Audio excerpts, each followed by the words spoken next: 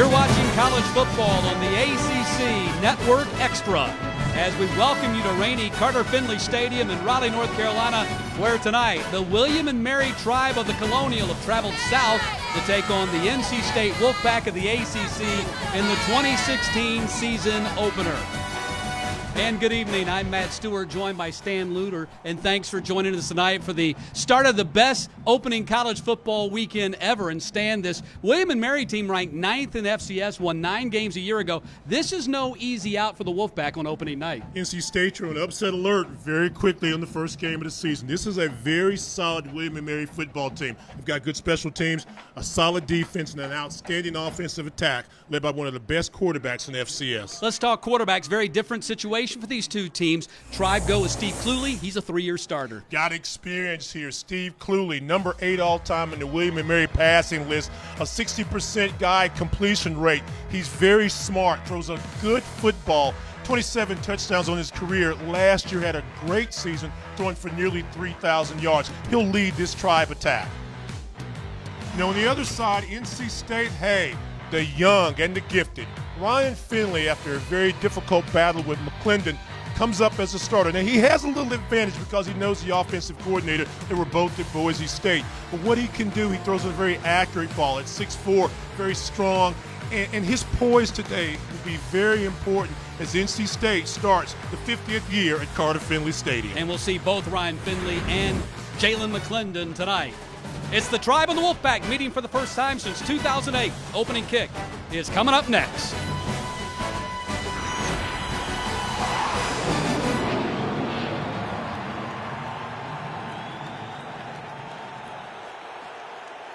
College football weekend ever, and Stan, this William and Mary team ranked 9th in FCS, won 9 games a year ago. This is no easy out for the Wolfpack on opening night. NC State are on upset alert very quickly on the first game of the season. This is a very solid William and Mary football team. We've got good special teams, a solid defense, and an outstanding offensive attack led by one of the best. 75 degrees right now and a slight breeze coming out of the north. William and Mary has won the toss as the smoke is clearing from the cannon, and NC State will receive the opening kickoff to start this 2016 season. Season number 4 for Dave Doran as the head coach, Stan, and he says this team has a chip on its shoulder with the way they finished their season a year ago. Well, they played an interesting season last year, got off to a quick start, but struggled down the stretch, losing big games to both North Carolina and Mississippi State in the Belk Bowl. They do come in with an attitude. They feel like they should be one of the contenders in the ACC. It all starts in just a few seconds. 18-20, Dave Doran's record as he starts season number 4. They were 7-6 a year ago after going 8-5 last year. And over on the other sideline, Jimmy Laycock, starting his 37th season as the head coach of the Tribe, his alma mater. Nick Dorka set to kick things off, the All-American for the Tribe. And Braylon Cherry and Naheem Hines are standing deep for the Wolfpack. First time these teams have met since 2008, the season opener that year. Wolfpack won it 34-24. Just the 4th time they played in the last 57 years. And Hines from the 5-yard line. And Hines, who averaged nearly 26 yards per kick return a year ago, returns close to the 30, and that's where we will see Ryan Finley in this Wolfpack offense for the first time this season. Finley, the 6'4", 200-pound redshirt sophomore graduate from Boise State. He's already picked up a 6th year of eligibility because of injuries at Boise, so he's got 3 years of eligibility with the Wolfpack. Won a fierce competition with Jalen McClendon to start the season, but McClendon will play tonight.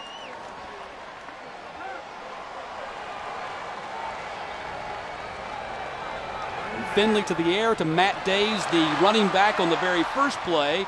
And Days is going to be dropped at the 33-yard line by Marcus Harvey as we take a look at the impact players when the Wolfpack have the ball. Well, Bradley Chubb will keep his mind open on defense, and Devontae Dedmon, an outstanding wide receiver and kick return guy for William and Mary. Keep your eye on both of those guys. Days with the handoff, back after missing the end of last season with an injury. Runs for the first down at the 40. A nice start for North Carolina State's Ryan Finley. A little swing pass to Days. They used Days a lot last year, catching balls out of the backfield. 24 receptions on the season. And keep your eye on that guy, number 1, Jalen Samuels. He'll play a lot of positions this afternoon. Will William & Mary be able to keep up with his attack? Samuels goes in motion on 1st and 10 from the 41. They throw the pass back to Samuels, and Samuels cuts upfield and close to the first down at the 50-yard line, tackled by Richie DePietro, the strong safety, but Samuels, first time he touches the ball in this ball game, gets nearly a first down. Nice start again, just a swing pass to get it to the outside, get it in a guy that can make plays. 16 touchdowns on the season last year for Samuels. They want to get the ball to him in open space, let him make plays, but a good solid tackle by DePietro. Samuels, a 2015 All-ACC tight end and third-team All-American a year ago with 65 receptions, but opens this season officially as the fullback on the depth chart. The offensive line of NC State, worth noting, keep your eyes today on a couple of guys. One, the center, number 66, Joe Selfo, transferred in his final year, senior year, from South Alabama. Actually played against this NC State team last year. An outstanding lineman. And the right guard, number 50, junior Tony Adams. 2nd down and 1 from the 50. Finley to the air. Here comes a rush from Harvey. Harvey gets to him and he dumps it off to Hayes. Hayes coming this way, and Hayes has the first down across the 40 and down to the 36. Finley stood in there against the pressure leader and got the ball off to Hayes. Well, Hayes. They get the ball again. You've seen easy passes that time to check down. And again, feeling pressure to the outside, steps up in the pocket, no panic. Matt Day's there, the pressure release. Another nice pickup, and so far the arm of Finley and the decision-making been positive for NC State. 1st and 10 from the 36. Finley is connected on his first 2 passes for 18 yards. He's connected on the 3rd. Nice block on the edge by Hines, and Samuels inside the 20 and finally driven out of bounds close to the 10-yard line by Corey Parker, the free safety. Dave Doran very interested as we talk to him this week about how these quarterbacks will behave and handle the pressure. So far, I think you say that Finley's done a nice job. The 3rd time we've seen just a little swing pass, a good block by Hines, and then again, just great athleticism in the open field by a guy we'll talk a lot, Jalen Samuels. Days gets the ball again on 1st and 10 from the 14, dropped after a 2-yard pickup that time.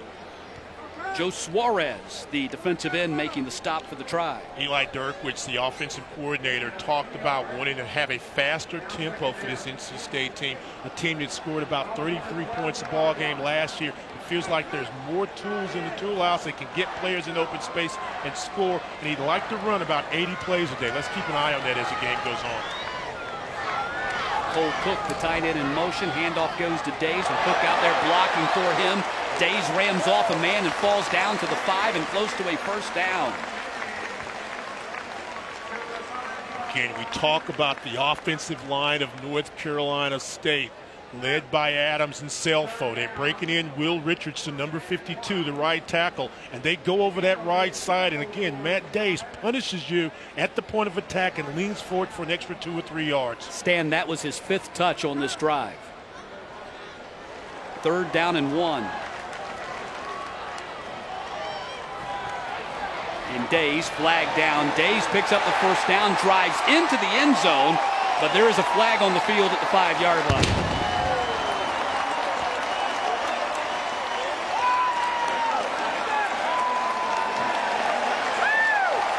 The penalty on William & Mary, that's 6 for NC State.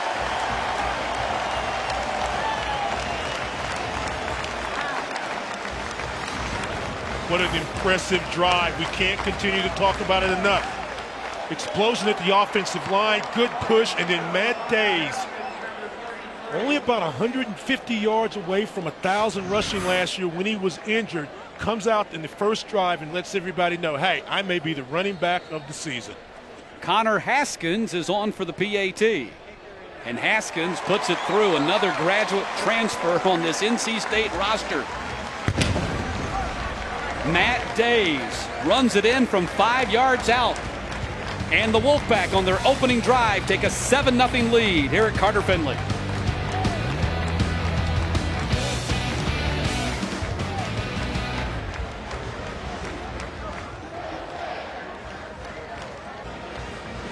NC State with a 7-0 lead on their opening drive. And Stan, Matt Days touched the ball 6 times out of their 8 plays as they drove 70 yards. Well, the 2 lethal weapons on the offensive side for NC State. Matt Days, Jalen Samuels pretty much carried it, but I love the poise of Ryan Finley in his first drive for North Carolina State, taking him down 8 plays, 70 yards in the touchdown. Jackson Maples will kick off for NC State. Devontae Dedman and Jalen Christian deep for the Tribe. And this one will be non-returnable. And the Tribe will start from the 25-yard line. It'll first chance to see William and Mary on offense, led by the aforementioned quarterback Steve Cluley, making his 26th consecutive start tonight. Last season, 3rd-team All-Colonial, completed close to 63% of his passes. And the other big story for the Tribe offensively tonight, Albert Funderburk will start at tailback in place of the injured Kendall Anderson, but we're told that the Tribe's All-Colonial preseason selection will play tonight despite his shoulder injury.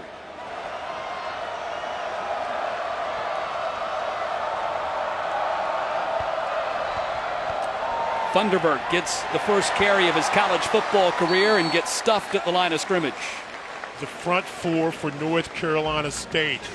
If the Wolfpack expect to have a successful season, these 4 guys, Street, Jones, B.J. Hill, and Bradley Chubb, the second leading tackler on the Wolfpack football team last year, have to come up and play good. And as we mentioned a moment ago, Bradley Chubb, 5 sacks on the season, preseason all-conference performer, and Devontae Dedman. Dedman is as versatile as Jalen Samuels is for North Carolina State. Scores a lot of ways, kick return, punt return, and also as a receiver. 2nd down and 9. And again, the William and Mary Tribe tried the middle of that Wolfpack defensive line, and nothing doing for Funderburk again, who rushed for over 7,000 yards in his high school football career at Sun Valley High School in Monroe, North Carolina. Sun Valley Spartans, really good program down there. And what he's going to have to do, Funderburk, is understand they hit harder, they run faster, you're going to have to attack your holes. 3rd down situation for William and Mary, a team last season that was able to convert very much. With number 2 in the conference, 48%. Pack bring the blitz. Cluley throws, and it is caught at the 38-yard line. Spectacular catch by Devontae Dedman to move the sticks. And we talked about Devontae Dedman a moment ago. The junior at 5'10" is an excellent athlete. He's a deep threat, but runs a good route here. Nice protection for William and Mary. Cluley puts his ball on a rope, a long catch. Watch it. Does he get it? Yes, he does. A big 9-yard pickup. Dedman with 51 catches for close to 600 yards a year ago. 1st and 10 for the Tribe at their own 38.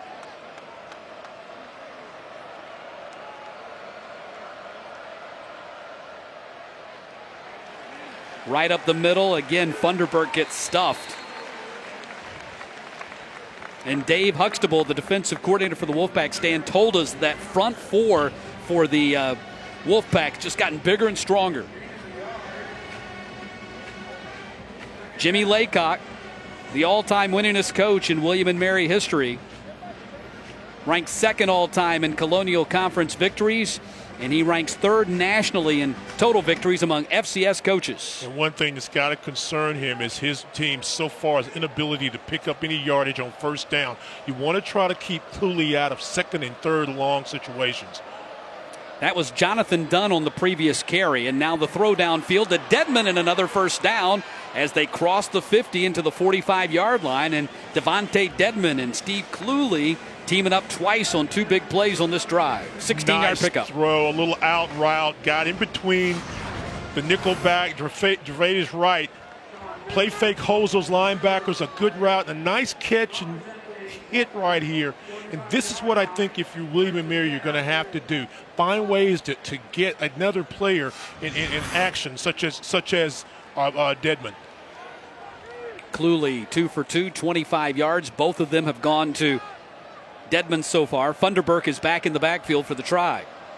Jalen Christian, the transfer, went in motion. Funderburk got the ball instead. It looked like it opened up the play a little bit by sending Christian in motion, and they pick up close to 7 on that first down carry. Watch William & Mary play. They'll give you a lot of motion, some misdirections. As you talk to the NC State coaching staff, they talked about having eye discipline. You've got to be able to know where players are, where the ball is, and where those blocking angles are coming from. 2nd down and 3. William & Mary's had decent success in their career. As you look at Kendall Anderson still on the sideline, decent success in their program against the ACC. Their last victory against this conference coming in 2009 at Virginia. Dunn the carry. And Dunn picks up the first down as he lunges forward to the 31-yard line. So now William & Mary starting to move the ball. Those pass completions stand by Cluley and Dedmon have opened up the offense for him a little bit. Another one of those young, outstanding players, Jonathan Dunn, finding openings, and then 2nd and 3, like we said a moment ago, makes getting first downs a lot easier. This is an area now where you kind of start looking for Dedmon if you're thinking about putting the ball in the air. Dunn again on the carry, and Jonathan Dunn, who rushed for less than 100 yards total a year ago, picks up about 4 yards down to the 27-yard line. Jared Fernandez, the middle linebacker, making the stop for the Wolfpack. Jerry Nukwe and Dominique Martinelli, number 78 and 72 respectively, on the right side, are doing a really good job of winning their one-on-one battles at the line of scrimmage. Get a picture there of Martinelli, Ugukwe. Ugukwe goes 6'8", 305 pounds. First guy off the bus for the Tribe. 2nd down, Cluley throws to the near side, and Kujak makes the catch and driven out of bounds at the 19.5-yard line, and that's a first down. Daniel Kujak, another one of those very solid possession receivers for this William & Mary football team. And again, you see Cluley with plenty of time, offensive line doing a nice job of protecting. Cluley, a guy that doesn't throw a lot of interceptions.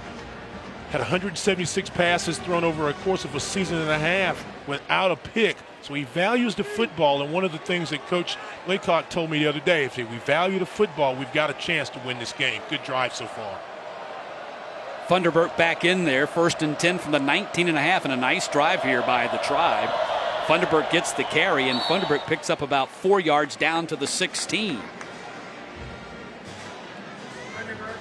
Jared Fernandez made that tackle, and Stan, you think back, that big catch, that diving catch by Dedmon on 3rd down was the big key to this drive thus far. Keeps the drive alive, and you talk about when you play FBS, FCS, or games with a possible upsets, you have to play the perfect game.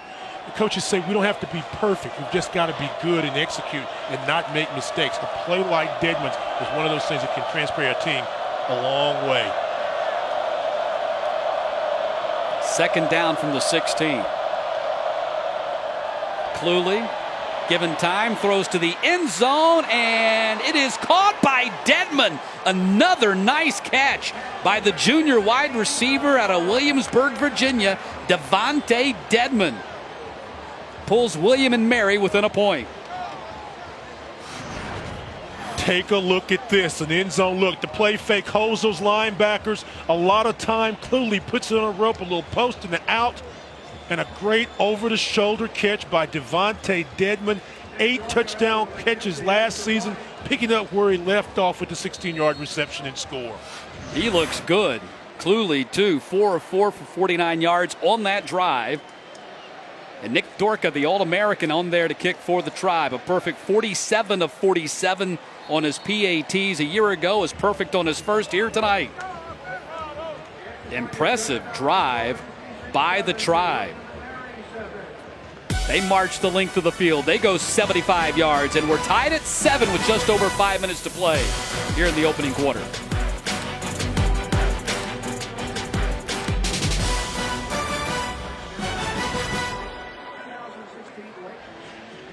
William & Mary matches NC State's impressive opening drive with one of their own, 11 plays and 75 yards with the passing of Cluley and Dedmon, and also a really good mix with their running game, Stan. I love the way they mixed it up. And again, we saw the deep thread in Dedman.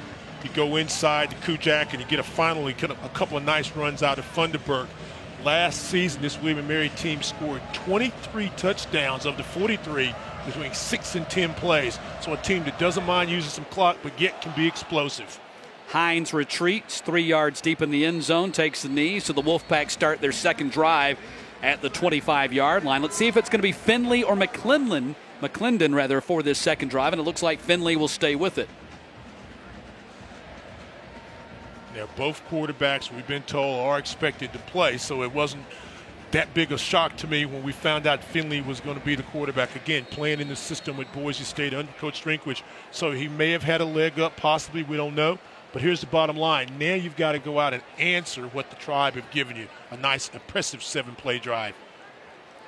Wolfpack averaged 8.8 yards per play on their very first drive. They hand the ball off to Hines coming around on a reverse, and Hines gets flipped up into the air and a flag down at the 27-yard line. Naeem Hines, the speedster from Garner, North Carolina. A little trickery here by NC State. Illegal block in the back. Number 66 offense. 10-yard penalty. Joe Selfo, first down. who we talked about a few moments ago, the transfer from South Alabama, the block in the back. So that's going to negate the run by Hines after the catch.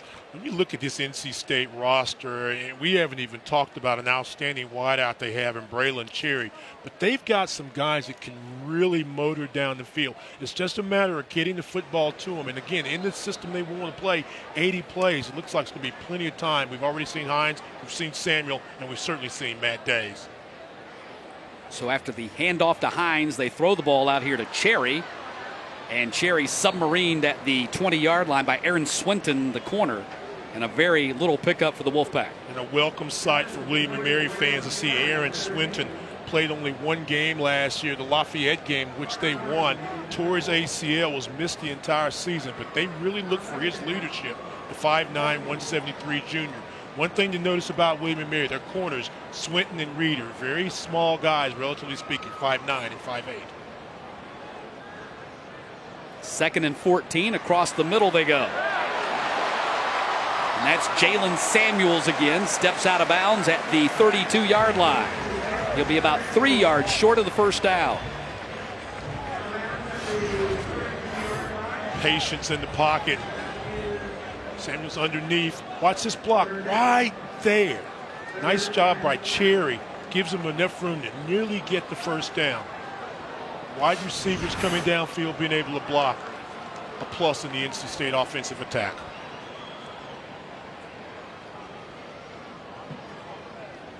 Third down and 3 from the 32-yard line. Samuels off the field right now. Lots of time for Finley. Throws for a first down at the 40-yard line.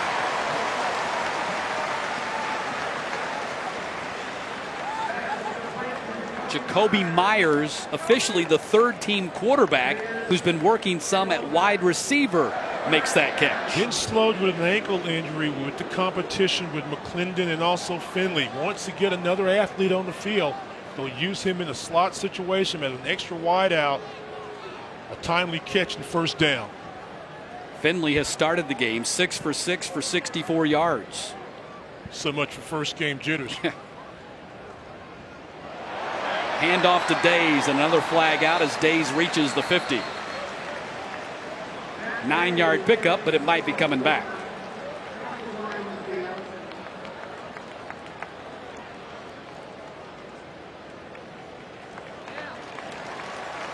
Jeff Flanagan is our referee. Offside. Defense number 93. That penalty will be declined. Second down. Peyton Grider, preseason all-conference performer. A little anticipation on that play. So the Wolfpack will stick with the 9-yard pickup, bringing up second down and short. Jalen McClendon still on the sideline. You got to know he's got to be a little bit concerned, happy that what Finley's doing, but wondering when he's going to get his shot. Pass is complete out on the far edge to Cole Cook, the tight end, and that'll be a first down for the Wolfpack across the 50. Cole Cook will play that Y spot for NC State. A very solid blocking tight end, and also has got some soft hands. They'll use him in a lot of short yard situations, but he also is one of those guys that can stretch the field. Impressed by the execution of both of these offenses so far in this first quarter of the season opener. Finley being chased, and he's going to be caught behind the line of scrimmage by Armon Jones, a freshman linebacker that they really like a lot. A 6'1", 200-pound freshman gets the quarterback sack. Didn't know how much we'd see Armon Jones, but he comes off the edge and just chases Finley down, dives and makes a play. And you're talking about a moment ago, those plays, those little plays that help a team win or give them confidence. A big play by the freshman from Chesapeake, Virginia, Armon Jones. 2nd down and 14 now as we approach the 2-minute mark here in the first quarter. Tunnel screen goes to Stephon Lewis, his first catch of the ball game. Missed last season with a shoulder injury. They're really counting on him to replace the injured Jamichael Ramos, who is out for the season with a knee injury. And then just drive along what we've talked about. We've called Cherry's name, we've talked Cook's name, we've talked Lewis' name. A lot of versatility in this NC State offense, and not really said much about Jalen Samuels. Pack 2 of 2 on 3rd downs. This is a long one. They pick it up nonetheless. Samuels again, right on cue. Stan Luter.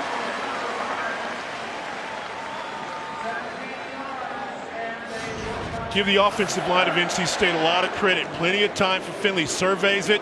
Look, crossing route. Samuels knows exactly what he's got to do to get the first down. Good catch. Days on the carry. A couple of yards on the first down carry by Matt Days. The problem that Jalen Samuels faces, Stan, is that he doesn't really play a specified position. They have him listed as a fullback. He was all ACC tight end a year ago. He plays H-back, so it's hard for people to vote for him on the All-American teams in the preseason because they don't know what position he plays. He played 6 different positions last season, and one time even lined up at the quarterback spot. But his versatility makes it a lot easier for other guys on the NC State attack. Yeah, he was their #1 receiver and 3rd leading rusher a year ago. Really picked up a bulk of the work after Matt Days went down with his injury after 7.5 games. You think about the fact that with his 16 touchdowns last year, he ties, an All-American and a legend in wide receivers at North Carolina State, and Torrey Holt, for the most touchdowns in the season. It just gives you the versatility of what this guy can do. He's not only playing wide out, he's blocking. We saw a key block on that touchdown drive a moment ago, catching the ball out of the backfield. Very impressive first quarter for NC State and William & Mary and Jalen Samuels. And that'll bring the first 15 minutes to a close. The first 15 minutes belonged all to Ryan Finley. He was 9 of 9 for 91 yards, and his counterpart, Steve Cluley, was a perfect 4 for 4. We're tied at 7 as we head to the second quarter here in Raleigh, North Carolina.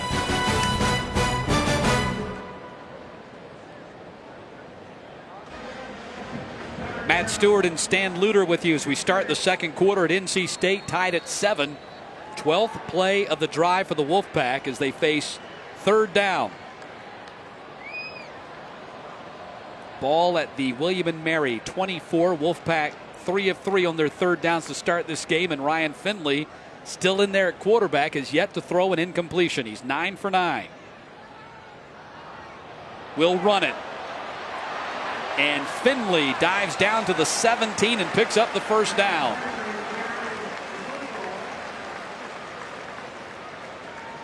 How about Ryan Finley, the transfer from Boise State?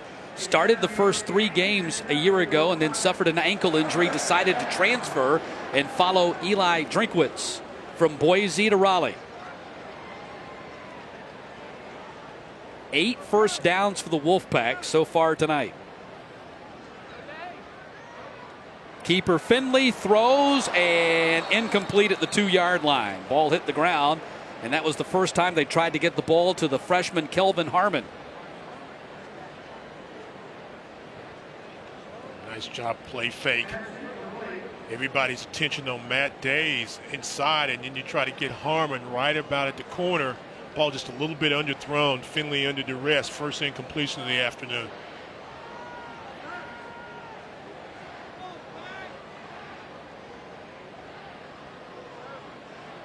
Second down and 10. That's Cook in motion behind the line. He'll lead the way. Nice opening block for Days. And Days close to the first down inside the 10-yard line. Watch number 48, Cole Cook, on the replay. He opened the hole for Matt Days. You've got to really be impressed with the offensive line and tight ends for NC State. Boom, right there. That's Cole Cook. Number 48 leads blocks and gets a couple of extra yards there for Matt Days. Days smelling the end zone. The offensive line of North Carolina State goes about 305 pounds. Conversely, William & Mary's front goes about 285 pounds. Advantage Wolfpack. Days, first down, inside the 5. Another third down conversion for the Wolfpack.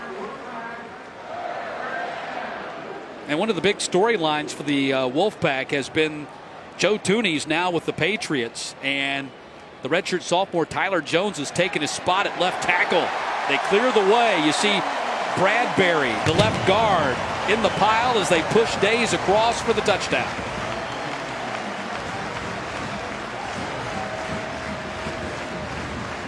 Not a lot you can say about this, just power football. Another impressive drive by NC State. Guys getting off the ball.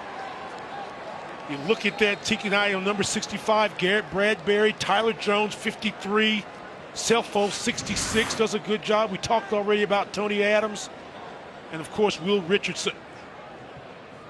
Haskins on for the PAT, nails it. And 1 minute and 17 seconds into the second quarter. 14-7 lead for NC State as they go 75 yards. And Matt Days scores his second touchdown of the night.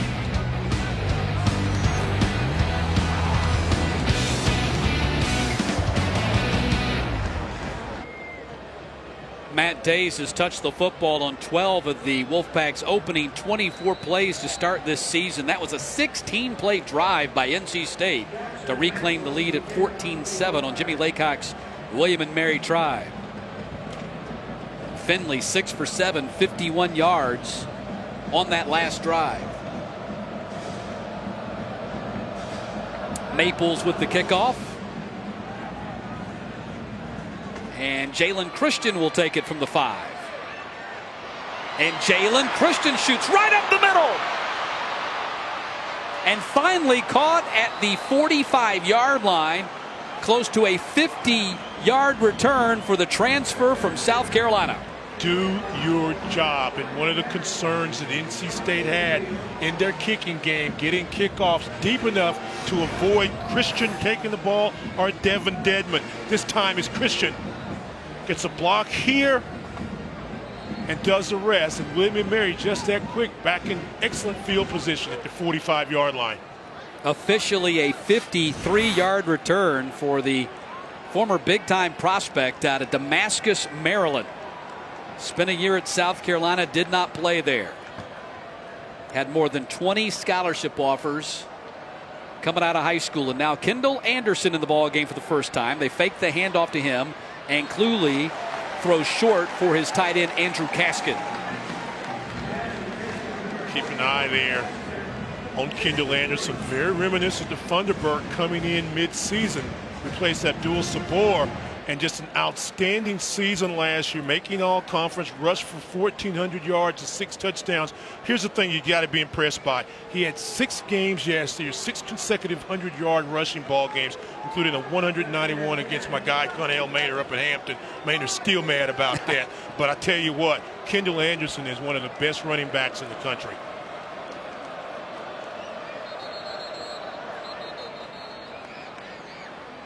And Jeff Flanagan steps in, and a timeout called by William & Mary as the play clock was down to 3. Tribe will talk it over in the opening minutes of the second quarter. We are 16.5 minutes into this ball game at NC State. This is just the second possession for William & Mary as these two teams have alternated long drives. And if you're William & Mary, a timely timeout to make certain your second down call is efficient. NC State puts up almost nearly a 7-minute drive. You don't know when you'll get the ball back. On 2nd and 10, it's an end around.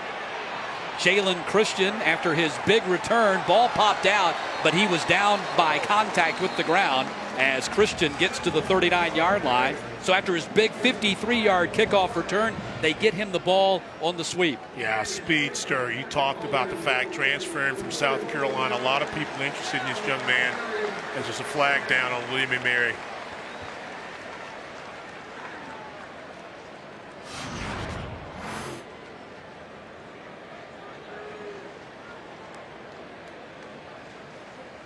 Hold right there, I think. Didn't catch the number, but you could clearly see that at the end of the play. Looked like Kaskin, perhaps, the tight end out on the edge. Yeah, it is Kaskin. So instead of 2nd down and 4, it's now going to be 2nd down and 18. And that's a big hole after they had crossed the 50-yard line on the kick return by Christian. Cluley to the air and a heavy pass rush. They dump it off to Anderson. Anderson not going anywhere. Arius Moore, the linebacker, drops him in his tracks. Arius Moore. They are expecting him to have a huge season. And you can see why. A nominee for the Bill Cowher Award here at North Carolina State. Nice screen set up. Most guys are going to be able to break that, but Cowher's, Moore's got such good speed. Had an interception, had a fumble recovery last year, gets the heels, and it's getting better and better and stronger every game. They look for his leadership at the linebacker spot. 3rd down and 20. They'll play it safe and hand off to Anderson, and nothing doing for Anderson. Good job defensively by North Carolina State, led by Arius Moore.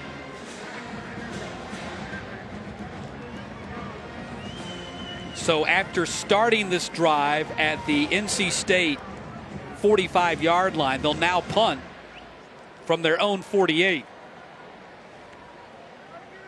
And Hunter Windmuller, transfer from Virginia Tech, is on to punt for the first time in this game, standing at his 34. Got a very live leg. First team All-Colonial a year ago, led the conference in average just under 44 yards per kick, and a boomer fair catch called for and made at the 12-yard line by Braylon Cherry, and that's where the Wolfpack will go on offense for the 3rd time. And now do we see Jalen McClendon? I think we'll see McClendon come in this drive. Now let's see if he can keep the tempo of this NC State offense going, and make a note of this. 11:24 in the second quarter. And if things go like they've gone the first 2 possessions, it could be late in this half before William & Mary gets the football again. McClendon was a big-time star at West Mecklenburg High School in Charlotte, but been a backup the last 2 seasons to Jacoby Brissett. Had one of his best games, the 2nd game of the year against Eastern Kentucky. McClendon going to run it on his first play. He's a big kid that can throw the football down the field, and has been waiting his turn to step up, like you said. Played behind Jacoby Brissett, only played 7 ball games last year. As you look at those impressive numbers on the first 2 possessions of his career at NC State for Ryan Finley. Well, we asked head coach Dave Doran if this 2-quarterback system would last beyond this game, and he said, I can't answer that question right now. He said, I hope both of the quarterbacks come out and light up the scoreboard and give us a difficult decision to make. Well, competition is good for you. But the thing is, when you've got one guy and he's battling another and both of them are neck and neck, you got to feel, comfortable that, hey, if the A doesn't work, B certainly can. And this guy, McClendon's a good, strong arm guy. Man down for William & Mary right now at the 23-yard line. And they're working with the linebacker Josh Delaney. Will take a timeout while they do. 2nd down and 5 for the Wolfpack from their own 17-yard line. This is just their 3rd possession of the game. They've scored on their first 2 with long drives. One a short one, one a long one from a time standpoint. Hines with the catch, and Hines with the first down across the 30-yard line. Lubnow, the linebacker, making the stop. And how many times have we seen something very similar to that? As another injured player, Hayes, down. It's a little swing pass to another good athlete, this time Naeem Hines, part of the 4x100 track team at NC State. Was already an All-American track. As you get to the end of the play, you can see Hayes grabbing his left leg.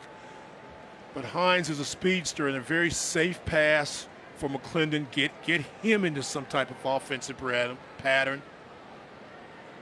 And that is Miles Hayes, the redshirt freshman out of Cincinnati.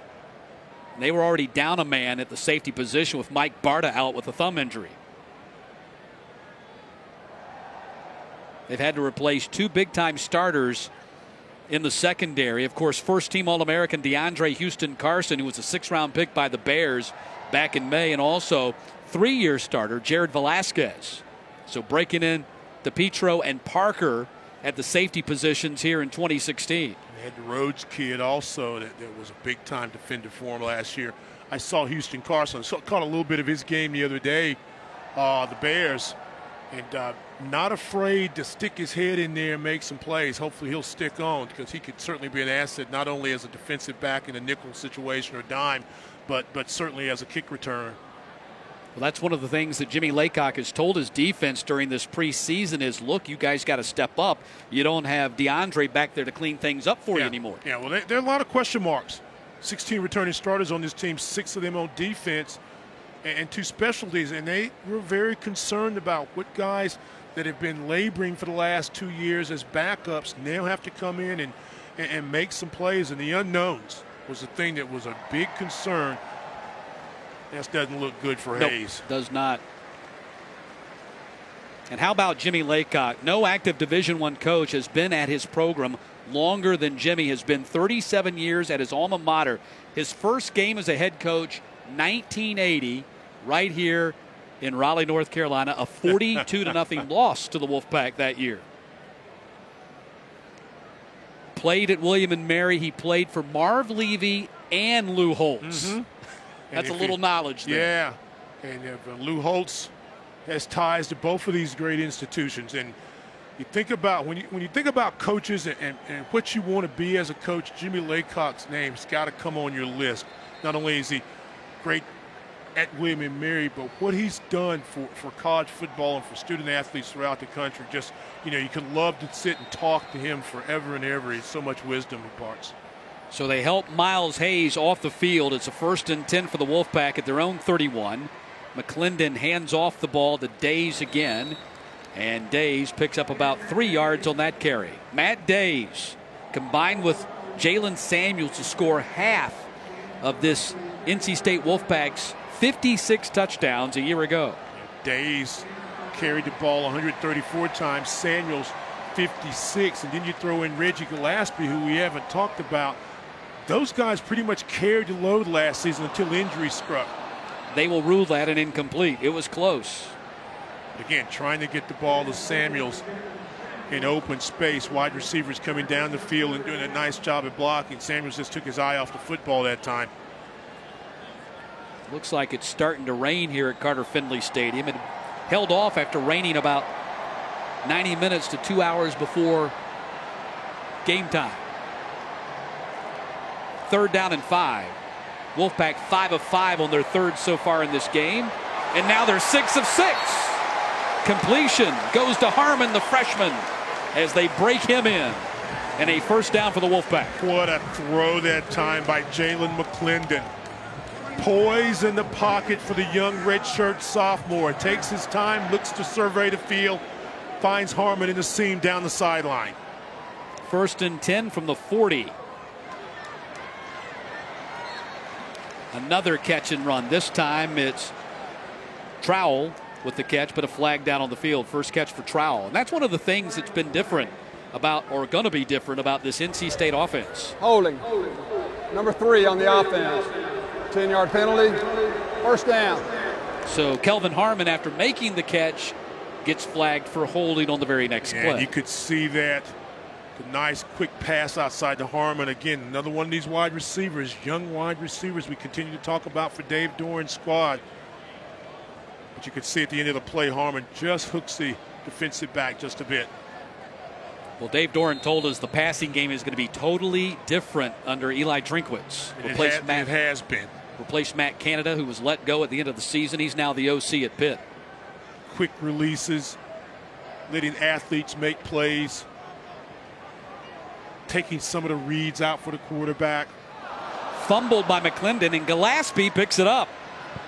Gillespie trying to make something out of that play that got busted on the fumbled snap by McClendon. How do you know when things are going well for a team? Even when your bad plays turn into positive yards. Snap gets away from McClendon, and there's Gillespie, who was an outstanding running back. We were talking a moment ago about Funderburk and his 7,000 yards.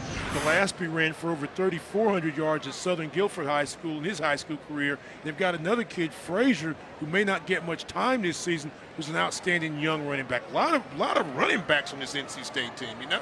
Yeah, I know the Wolfpack fans are really excited and hoping to see Johnny Frazier play sometime soon out of Princeton, North Carolina High School. But there's so many guys that you know are outstanding. I mean, okay, do you sit Matt down? Do you sit Samuel down?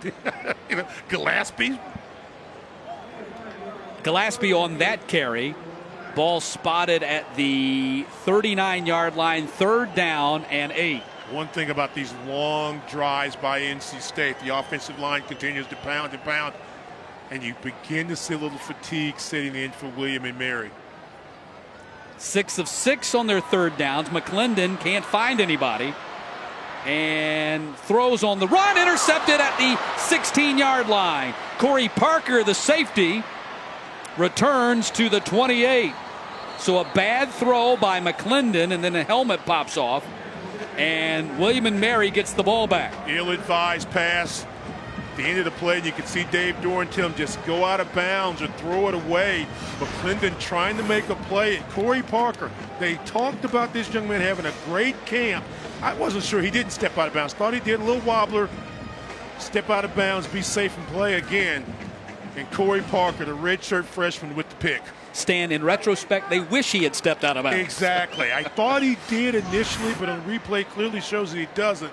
And again, McClendon, a young player, makes a very costly. He'll learn from that mistake. Got to remember, he only threw 14 passes last season. Funderburk back in there at running back, and Dedman goes in motion. They'll fake a handoff to Dedman, give to Funderburk, and it's still no big running room against that big front four of the Wolfpack. But just when we thought maybe a little fatigue was setting in for William and Mary, they're able to come up with a big defensive play. Now their offense has got to find a way to grind it out. One of the things that the coaching staff talked about was being a tempo team. Speed it up sometimes, slow it down to give this defense a chance to get off the field and get some rest. Cluley throwing off his back, put it, and that's intercepted. Fernandez, the linebacker, with the interception, and the Wolfpack get the ball right back. Did not expect to see that mental error by Steve Cluley. And he's thinking to himself, what have I just done? But a great play by Jared Fernandez. NC State dropped 7 guys in the coverage and put pressure on Cluley to the outside. Cluley impatient, very similar to what we saw to McClendon a moment ago. Throw the ball away. Tries to get it in a tight window. Fernandez with the pick. The last thing the Tribe wanted to do here tonight is swap turnovers with NC State. Yeah, and go back on the field again. Jimmy Laycock said they had to play a near flawless game, not a perfect one, but close to flawless. Couldn't afford turnovers, could not allow themselves to get into situations where they had to drive the length of the field, had to take advantage of turnovers, and they don't right there as Ryan Finley comes back in the ballgame at quarterback. And Cluley only threw 10 interceptions last season. Got to hurry. Days, big hole. Matt Days drugged down from behind at the 17, 18-yard line by Matt Ahola, the linebacker, or the defensive end, pardon me.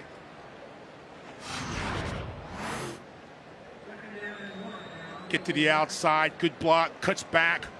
Very good balance, sees the field well. They say he's a quiet leader, but Matt Day is expecting to have a great season his senior year at NC State. Yeah, Dave Doran said if he has the kind of season like he had preseason practice, he's going to break a lot of records this year. Gets the rock again. Flag comes out as Lubnow makes the tackle. Day's down to the 12. Holding, 54 offense, 10-yard penalty, second down. That's Will Richardson, the redshirt sophomore right tackle, flagged for holding. He takes up a lot of space too now. I'm going to tell you what, 6'6", 303. They said 303. You know that's 305. Yeah. You know that's got to be 305. He was a 9-game starter last season, but he was suspended by the university during spring semester after a DWI in November. Back out there starting the season opener for the Wolfpack, and now it's 2nd down and 10. Hines in motion. Finley throws underneath, and Samuels lowers his shoulder and batters his way down the sideline. He steps out at the 24. Samuels with his 4th catch of the game. He's also had 1 rush. And that's one of the criticisms of the previous OC, Matt Canada, is that Samuels just not on the field enough a year ago. He was on the field for 55% of their snaps last season, and he was their top receiver and 3rd leading rusher. Had only 4 touches in their Belk Bowl loss to Mississippi State. Oh, great catch. Hines inside the 5-yard line. Extended, made the grab. And a 1st and goal to go coming up for the Wolfpack. They are expecting a breakout season for the speedster Naeem Hines. Nice out route coming right into your living room. Hines stretches out, makes the catch. Caught 20 balls last season in a touchdown. And shows again that you just can't continue to talk about it over and over again about the weapons that this Wolfpack offense has. 1st and goal to go. And Days gets stopped right at the line of scrimmage. Peyton Greider, the defensive end, making the tackle for the Tribe. He's got to think right now with this offensive line blowing William and Mary off the ball 1 or 2 yards that you just continue to pound the ball inside with Days. Illegal formation, offense. 5 men lined up in the backfield. 5-yard penalty, 1st down. With tempo, there is communication, making sure you're aligned. They show a lot of motion, a lot of guys in different positions. Dave Doran won't be happy with this mental error in the red zone. Count. 5 in the backfield. 1, 2, 3, 4, 5, 6 in the backfield. Let's go. But kind of a glass half full situation, Stan, sometimes give you more room to operate down here in close quarters. So they were very effective last year in the red zone. Finley with a fake, and then cuts back and gets to the 6-yard line. 39 touchdowns on 54 attempts. But again, they feel like they can be more efficient. And one of the reasons why is what you talked about a moment ago, getting the ball in Jalen Samuels' hands often. There's Jalen McClendon. He has run 1 of the series thus far for NC State. Finley now is operating his 3rd series, and Finley 11 of 12 in the air for 114, and McClendon, of course, had the 1 big interception for the Wolfpack. And out of the Wildcats, Samuels runs the ball this time, and he's inside the 5-yard line. 2nd rush of the ball game for Jalen Samuels, who rushed for 368 a year ago and 9 touchdowns on the ground. So now it's 3rd down and goal, Stan, from the 3-yard line. Keep pounding it. Go right over Adams and Richardson, 50 and 54. 2 tights. Maybe play fake, get to the outside.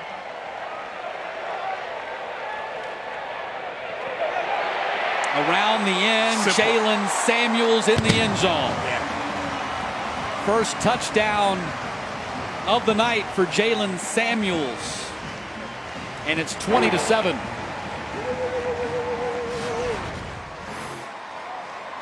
Keep him in motion. Gets out with a head of steam. Nice block there by Evers and also by Hines.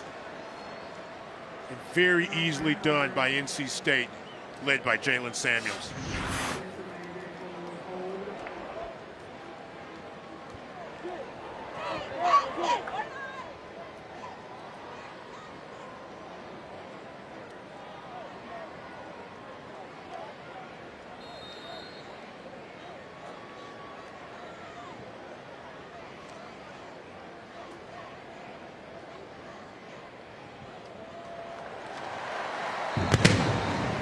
Kyle Bamberg, I believe, with the PAT that time for NC State. Jalen Samuels scores on a short run, and NC State has opened up a 2-touchdown lead.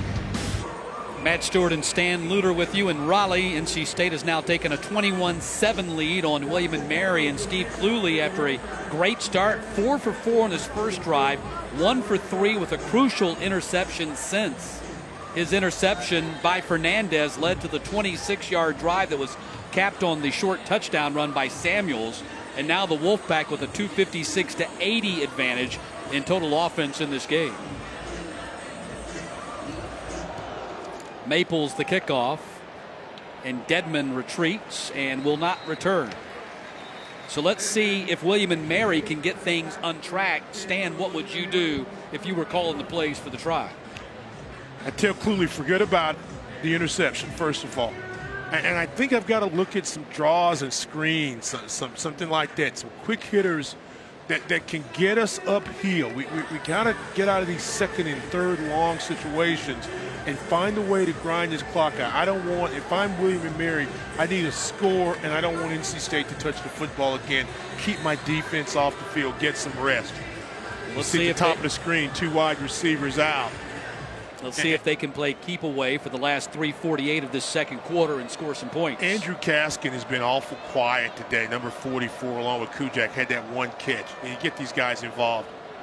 Cluley on the play action, fires to the outside, and that is going to be complete at the 34-yard line. Great catch by Jack Armstrong. Another one of these young wide receivers last year with 28 catches. A good guy that can make a play again. Roll away from pressure. Cluley just gets out the outstretched arms. Tocho, and a nice catch there. On second down, no running room for Kendall Anderson as he gets dropped behind the line of scrimmage. They just have not been able to really run the ball well outside of that opening possession. Yeah, and then that nice pass a moment ago that gets you away from the goal line, that kind of goes for naught because you're in a third down and 3 situation. How are we going to get this first down? William & Mary's got to find a way to get the first down, keep the clock moving, get into the half. Remember, they'll get the ball to begin the third quarter. That was just the second carry for the Tribe's all-conference running back who's battling a shoulder injury. Cluley fires, and we're going to have a flag as Dedman got knocked down at the 49-yard line. He got tangled up, I think, with Sean Boone. Pass interference, defense number 24. Penalty results in a first down. That is Sean Boone, the junior strong safety, and a first down for the Tribe. See if we can get a look at this. See a little contact there, trying to take away the inside route by Dedman. Another guy at the last possession, kind of quiet. But I like what they did a moment ago. He looked over the middle, try to stretch the field. Well, if you'll remember, going back to that first drive, they really got things going when Cluley was able to team up with Dedman for 3 big receptions, including a big one on third down. And you almost thought they might try to continue that on their first drive in positive territory a moment ago. But a penalty, a mistake, and eventually the interception. A little more room here. 1st and 10 from the 48. Cluley comes to this side, and Dedman unable to come up with it at the 29-yard line. Niles Clark on the coverage, and now it's 2nd down and 10. It's a hard throw to make for Cluley. Going to your left, trying to throw across your body. Ball just a bit underthrown. But they respect the speed of Devontae Dedman, giving him a lot of cushion to the outside. That time matched up again against Sean Boone. And remember, lost opportunities for the Tribe as well. Remember, Jalen Christian had a 53-yard kick return to the NC State 45, and they actually went in reverse. That's what we're talking about, that play. Yeah, that possession a moment ago. Right, you're exactly right. 2nd down and 10, play action to Anderson. Now they throw to Anderson and off his hands. He got hammered in the back by Arius Moore. Anderson just not quite in rhythm. Maybe that shoulder's bothering him just a little more than we're led to believe. Ball goes between his hands, but wouldn't have picked up much because of Arius Moore. We told you, Arius Moore expecting a big season there, and a watch pressure. Got to get rid of the football. If you don't, bad things are going to happen to you. Pressure again on the inside that time. Justin Jones. Yeah, pile drive. Say hello to each other. By Justin Jones. 3rd and 10. Tribe have converted on 2 third downs so far in this ball game. Cluley, heavy rush, goes down. Cluley sacked back at the 36-yard line by Kentavious Street. Takes his helmet off, and that'll be a flag.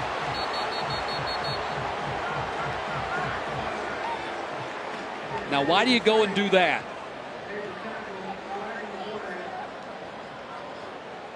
And Cluley going to be shaken up after Kentavious Street nailed him. Conduct. Number 35 on the defense, removing the helmet. It's a 15-yard penalty. Results in a 1st down. Wow, what a costly penalty by Kentavious Street.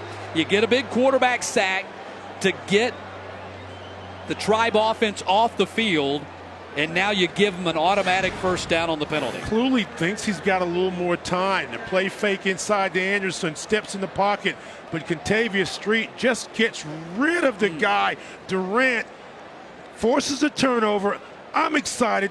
We're excited. But don't take your helmet off till you get to the sideline. And I am so sure that Coach Doran is reminding him of that right now. He's not on the field right now. The defense is on the field, but he is not. Yeah. And, wow. and you look at plays that change the momentum of a football game. Matt, that's one of them. Play clock. 25 seconds, please. How costly might that penalty be? If the Tribe score here, as you mentioned already, they get the ball first in the 2nd half. They had a chance to get their offense back on the field and extend a 2-touchdown lead. And good teams can't make those type of mistakes. You love the enthusiasm, but you got to be smarter than that. Keep the war bonnet on. So 1st and 10 for the Tribe at the 44-yard line.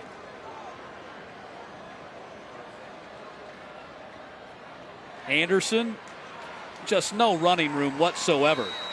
Arius Moore was the first guy to get to him, and then everybody else showed up as well, including B.J. Hill. B.J. Hill, Darren Roseboro is in the ball game instead of Street right now.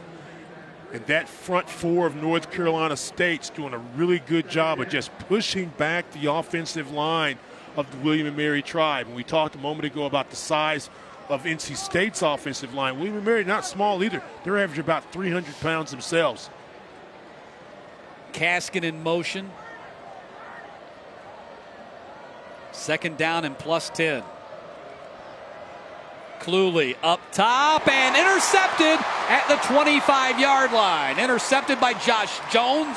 2nd pick for the Wolfpack secondary in this half. And I'm not sure, Matt, if this is a play where it was a miscommunication due to the fact that you thought Dedman was going to continue the route to the post, or either was he going to bounce to the outside. But clearly, Cluley and Dedman not on the same page. You can see Cluley thinks he's going over the middle, takes his time. Another interception. The last 2 possessions for William & Mary have ended up in big-time turnovers. And a lot of happy people in the building, but nobody happier than Kentavious Street right there. Oh, yeah. And Cluley has thrown 2 picks here in the half. Josh Jones, who's made the move from the strong safety to the free, and it gives him an opportunity to kind of be more of a ball hawk, was Johnny on the spot. This is a guy, again, that had some injuries, is fighting back a little bit here in the last year, ended the season on a good note against Mississippi State, but gets 2016 off to a good start. Finley dumps it right in the middle to Hines, and Hines gets stopped at the 39-yard line by Corey Parker and Stephen Lubnow.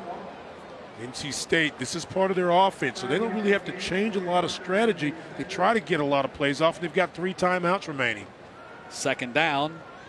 Finley comes to this side. Nice long throw and catch by Cherry. Cherry has the first down. That'll stop the clock as they move the sticks up to the 44-yard line.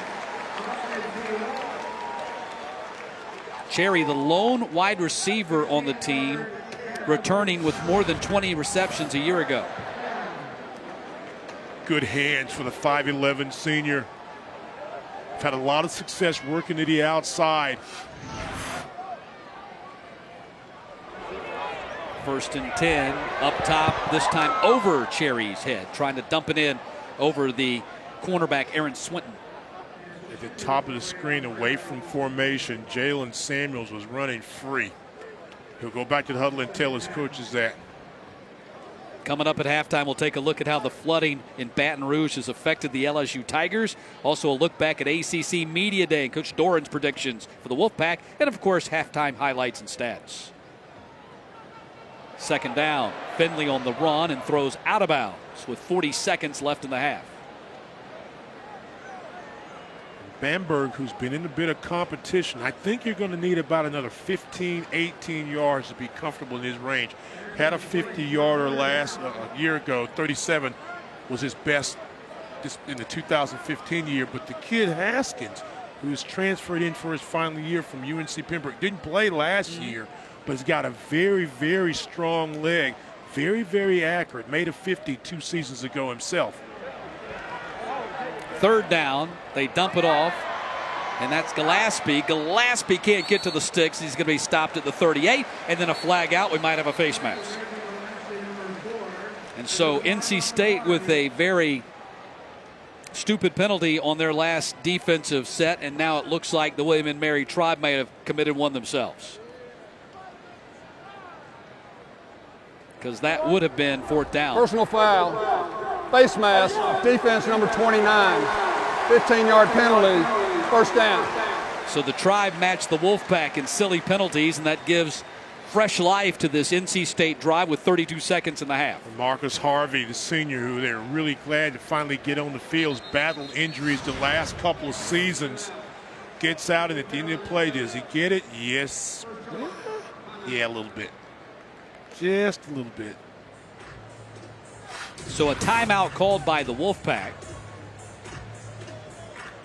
as NC State will have it first and 10 from the 23.5-yard line. A 21-7 lead for NC State. Touchdown runs by Matt Days twice and Jalen Samuels once.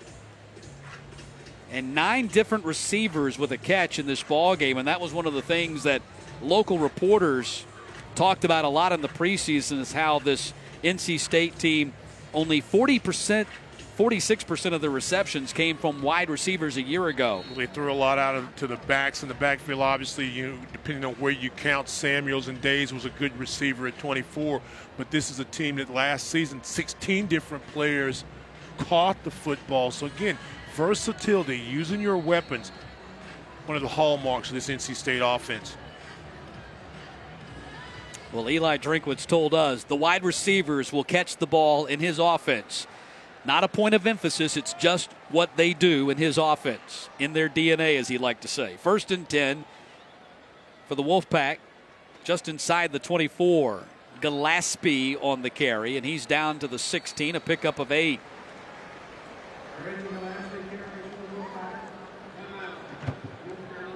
And the Wolfpack call another timeout with 26 seconds to play in the half.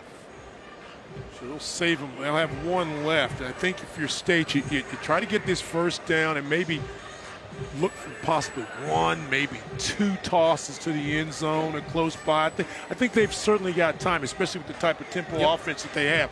26 seconds is a long time for them. Absolutely. You've set yourself up now where you're in pretty good field goal range, whether you go with Bamberg or Haskins, either one. And as you pointed out, that's the other real battle ongoing as they launched into this 2016 season, the battle at quarterback and the battle at place kicker.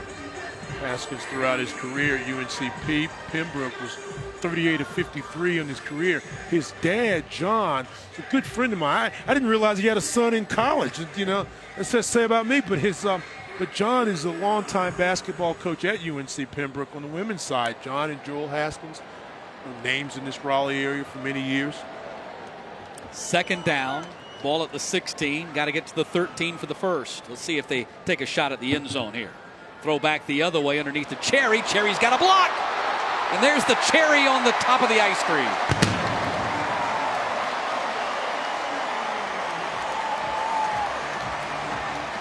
First touchdown pass for Finley.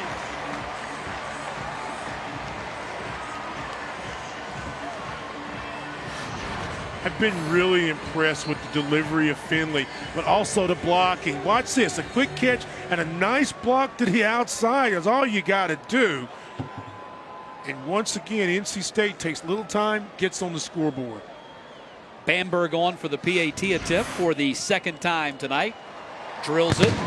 28-7 NC State. And that is the second time in a row that the Wolfpack have cashed in following an interception, so they've turned 2 Tribe turnovers into 14 points here in the second quarter.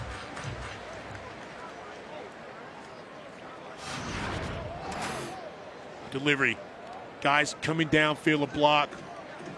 Your offensive linemen do a great job on the screen of getting down the field, making a block, and then again you use your speed, and your speed this time in Braylon Cherry, who did not have a touchdown last year but had a huge ball game against Florida State with 3 receptions for 46, and then also against Clemson, a game that NC State felt they got away from them in the final few moments of the ball game. Cherry, a good night that day with 40 yards on 3 catches. Well, exactly what Jimmy Laycock said the Tribe couldn't do is exactly what they have done. Costly turnovers for the Tribe here tonight. And they find themselves in a 3-touchdown hole with less than half a minute to play here in the first half.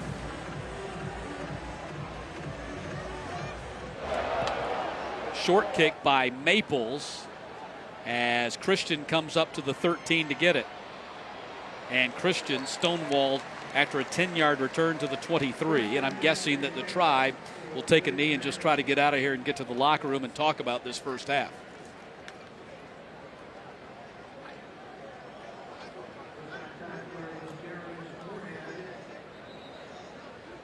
Well, they're going to need, 40, 45, 50 yards to get in Dorca's range. Yeah. But one deep toss maybe, see what you can get, and then if not, take a knee and let's go to the house and figure this thing out. The one thing I would be worried about there is, would be an interception in a wide open field for the guy to return it in if you try to go deep, and they're not going to do any of that, and Cluley's going to take a knee. So NC State with a 28-7 lead as the two teams head to the locker room. And we started the night with a quarterback battle between Ryan Finley and Jalen McClendon.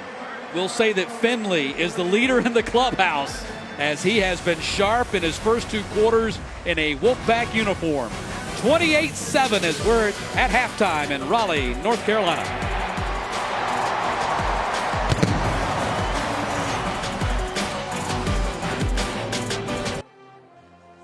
Welcome back. It's halftime in Raleigh, North Carolina. You know, there's nothing like a once-in-a-thousand-year flood to start off the football season, and the Baton Rouge area is still reeling from the effects of torrential rains that devastated more than 40,000 homes. Here's how athletes at LSU responded to the need.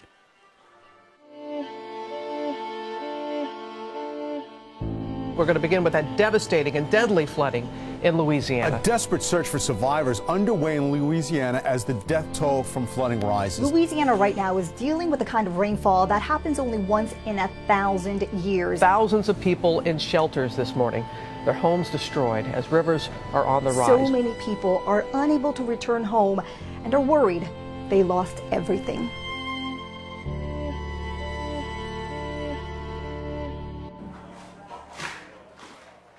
I don't think pictures or television reports can really do justice to the devastation that you and I are looking at right now. This is just one street of how many streets in the city of people that their whole life has been turned upside down. Devastation.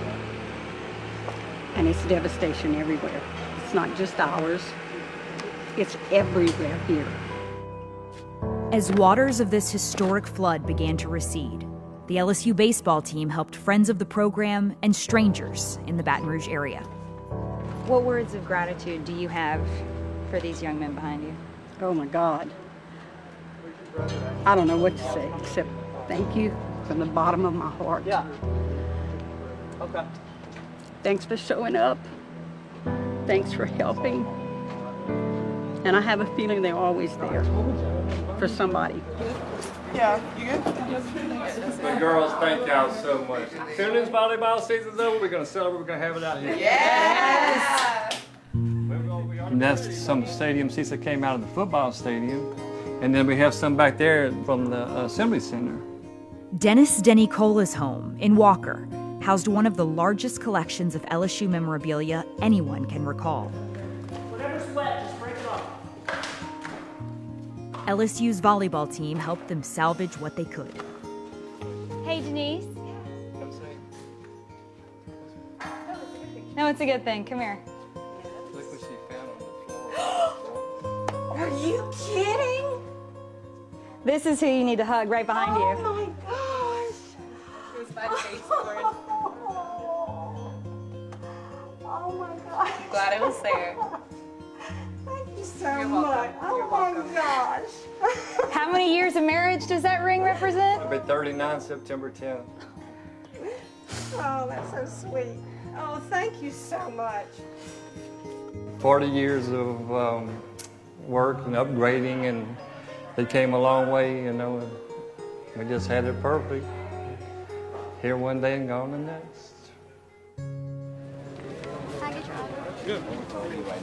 Why you stop playing quarterback? Oh, we're good. The LSU football team visited one of the largest shelters in Baton Rouge, where a simple hug or an autograph brought smiles to the faces of people who have lost everything. There's a good group of football players here that really just want to say, you know, hang in there, you'll be fine, you know, we'll get through this. It's a blessing that we get the opportunity to help others, but not just giving stuff, but just physically, you know, them seeing us, shaking our hands, hugs, I mean, anything right now at this moment counts. Appreciate you. No problem. Good. You see, I got a smile on my face, huh? It means a lot, you know? Yes, indeed. That's my dude, man. Thank you. No problem. You have to speak out and just help people. Like right now, all these people, you see smiles on these people's faces, and you know, it's touching. It's touching my heart right now. Hearts have been heavy all summer in Baton Rouge. Following Alton Sterling's shooting, protests, the killing of 3 police officers, and now, devastating floods. We got a long road to recovery. You know, we've been through a lot, but I know these people won't give up, and we'll fight back and be more resilient than ever.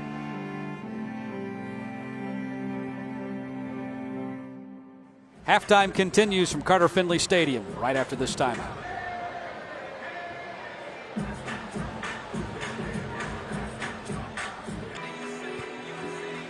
Welcome back. It's halftime at Carter-Finley Stadium with NC State out to a 28-7 lead on William & Mary. Matt Stewart joined by Stan Luter. And Stan, it was all Wolfpack in that second quarter as they outscored the Tribe 21-0. The thing you couldn't do if you were William & Mary is turn the football over and make some mental mistake. They had some key penalties, 2 big turnovers. NC State made them pay for them both times. Both these teams got out the gate strong. NC State on their opening drive, a little bit of Jalen Samuels and a lot of Matt Days. A lot of Matt Days and Jalen Samuels. The quickie pass to the outside, you just let Samuels be the athlete that he is. And then you go inside, pound, point of contact, bounces off 3 guys, touchdown NC State. William & Mary's got some guys that can make some plays too, and Desmond did it early, but they got to find ways to get the ball. Nice little post corner route for the touchdown. 2 possessions, both teams scored 7-7, but back comes NC State over the middle is Samuels inside, just pounding away.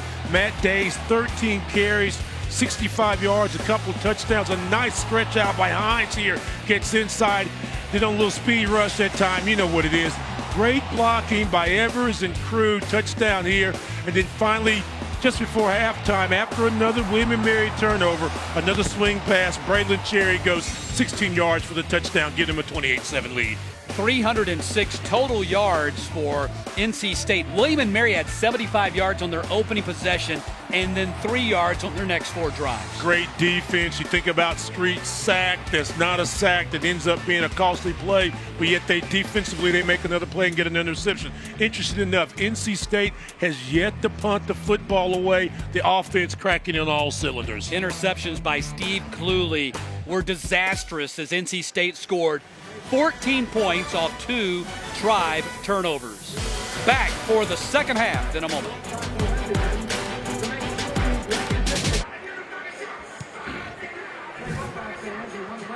You're watching the ACC Network Extra as we get ready for the start of the second half at Carter-Finley Stadium in Raleigh. NC State with a 28-7 lead, and we talked a lot about the offense, Stan, but how about the defense? And Dave Doran told us this week that the Wolfpack defense had a lot to prove this season. Even though they were 27th in the nation last year in total defense, they felt like they gave up too many big plays last year. 38 of them, how about that? Or over 30 yards last year. Are you kidding me? And they felt like they really broke down the last couple of ball games. That loss at North Carolina and the loss at Mississippi State. Got behind the chains real quick. They've been very aggressive today, and they've played and made some plays, and we've called a lot of guys' names. They felt like that their key to their defense was going to be the front four, Donald, and we've talked about those guys who've done a really good job. Contavious Street, Jones, B.J. Hill has been all over the place. Bradley Chubb, really haven't called Bradley's name a lot, but they felt his presence. And again, you look at what they did last year, 350 yards per ball game. They were not the defense that NC State felt like they should have been, even though they were number 5 in the ACC, but gave up 42 touchdowns. So far, less than 100 yards on defense. Everybody's got to be pretty happy so far, because this is an explosive William & Mary football team. The other big storyline coming into the ball game was the preseason quarterback battle between Ryan Finley and Jalen McClendon. At least through 2 quarters, Finley has a big lead. He ran 37 plays in that first half to McClendon's 9, and Finley was 15 of 18 passing for 157 and a touchdown. McClendon only 3 of 5 and threw an interception. And keep in mind, if you talk to the NC State staff, one of their goals on the offense was to run over 80 plays. They're well into that right now. Last season, you hate to refer to last year, but that's all the measuring stick we have right now. They ran over 80 plays only 4 times. This year, so far, in one half of football, it looked like 80 is going to be the norm. Yeah, 47 plays thus far to 25, so they've almost doubled up William & Mary. After they went toe-to-toe on those first 2 drives, it's been all NC State. Now, when McClendon gets back in the football game, he's got to do 2 things. He's got to go out there and be very confident again, continue to play. It's 0-0 in his mind. And secondly, forget about that interception. Be the leader that you possibly can be. There's one thing that Coach Doran did make clear is that, yes, we're going to play the quarterback that's playing better, but we're still going to give these guys an opportunity to play. This isn't an open shut case yet, as it Finley's number 1, McClendon's number 2. Well, Dave Doran said he wanted to see what game day was like and what it did to his quarterbacks, and Finley has shone brightly under the bright lights, and McClendon, tougher situation from him as he had to sit and watch Finley get a lot of momentum right off the bat. He got momentum exactly on those 2 series, and you're scoring out of that, and who knows what would have happened with McClendon had he not made the ill-advised pass. But I certainly expect to see him in the second half and come out and play a lot better. Maples with the kickoff, and Dedman watches it go out of bounds, so the penalty on NC State will give William & Mary kick out of bounds. Pretty good field position here for their first possession of the third quarter. And Steve Cluley's just got to get it together here. He's thrown 2 interceptions, and those 2 interceptions have led to 14 points for the Wolfpack. Not what you would expect out of the 3-year starter. In the last 3 games of the season last year, Richmond, Duquesne, and Richmond again in the NCAA, Duquesne also in the NCAA, he threw 7 interceptions. Now, we find out that he was fighting a sports hernia, had the surgery, and corrected it. So that might have been one of the issues down the stretch. Today, bad timing on one pass, an ill-advised pass on the other. 2 interceptions for Steve Cluley, a guy that does not make those type of mistakes. Albert Funderburk will start the second half in the backfield, and immediately we have a 44 offense, 5-yard penalty, first down. Motion penalty on Andrew Kaskin.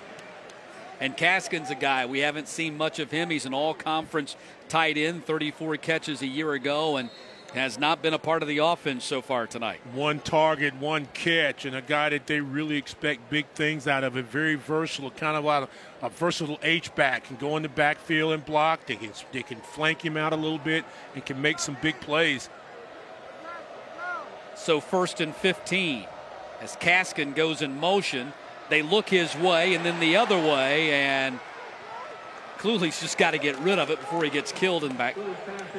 B.J. Hill given the big-time pressure and got Cluley on the ground. B.J. Hill, one of the veterans of this defensive front for North Carolina State, had 18 starts on his career going into the day. Number 98 just comes inside, keeps the pressure, and makes it very uncomfortable for Cluley.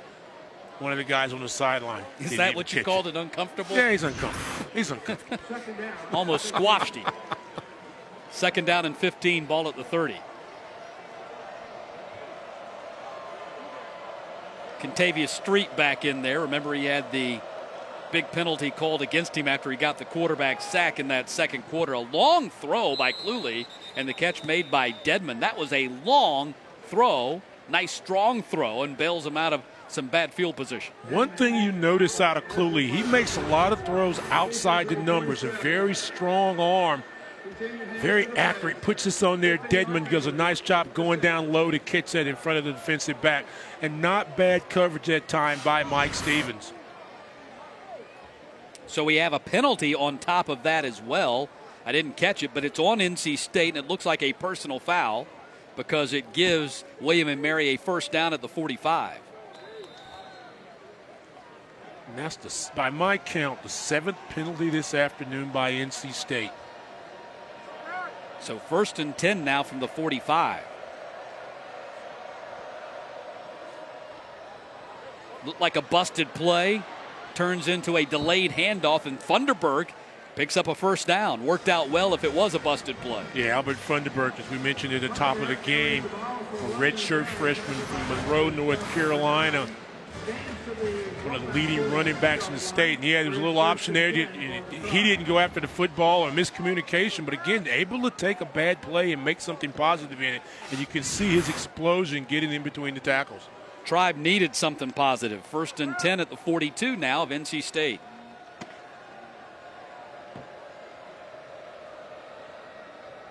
Play action to the near side they go. Dedmon makes a man miss. Down the sideline, and Dedmon run out of bounds inside the 15-yard line. Devontae Dedmon putting on a show here. He has had a fine ball game for William & Mary. We talk so much about the versatility of Samuels. Well, on the other end, Devontae Dedmon in the game against Virginia had 2 touchdown catches, one of about 40 yards where the defender was holding on to him the entire time. They called the pass interference. Didn't matter. He made the catch. Came into this day last year, 51 catches on the season, and an outstanding dual threat guy as a kick returner and a wide receiver. 32 yards on the play. Now 5 catches for him. Cluley on the keeper, and he's going to get into the end zone. So Steve Cluley runs it in from 10 yards out, and William & Mary, just as they started the game, scoring on their first possession, scores on their first possession of the second half. Read option, reads the defensive end. This time, Street goes inside too far. Good block to the outside by Kaskin. Cluley does a good job reading it, keeping it, getting to the outside, and scoring. So William & Mary cuts the Wolfpack lead in half on a 65-yard drive, and a big penalty on the Wolfpack in the middle of that drive, a personal foul that gave him a free 15 yards to get him across midfield, or get him to midfield.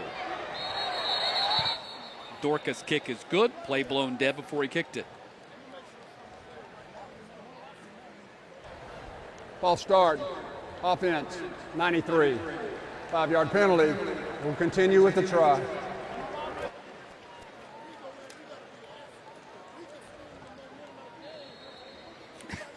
Coach Jimmy Laycock muttering under his breath. But for Dorka, should be good. One of the best kickers in America, FBS or FCS a year ago. And he's still good as they backed it up 5 yards, and now it's officially 28-14. So William and Mary scores in the opening 1 minute and 36 seconds of the third quarter. Grab a little momentum and inch a little bit closer on the touchdown run by Steve Cluley.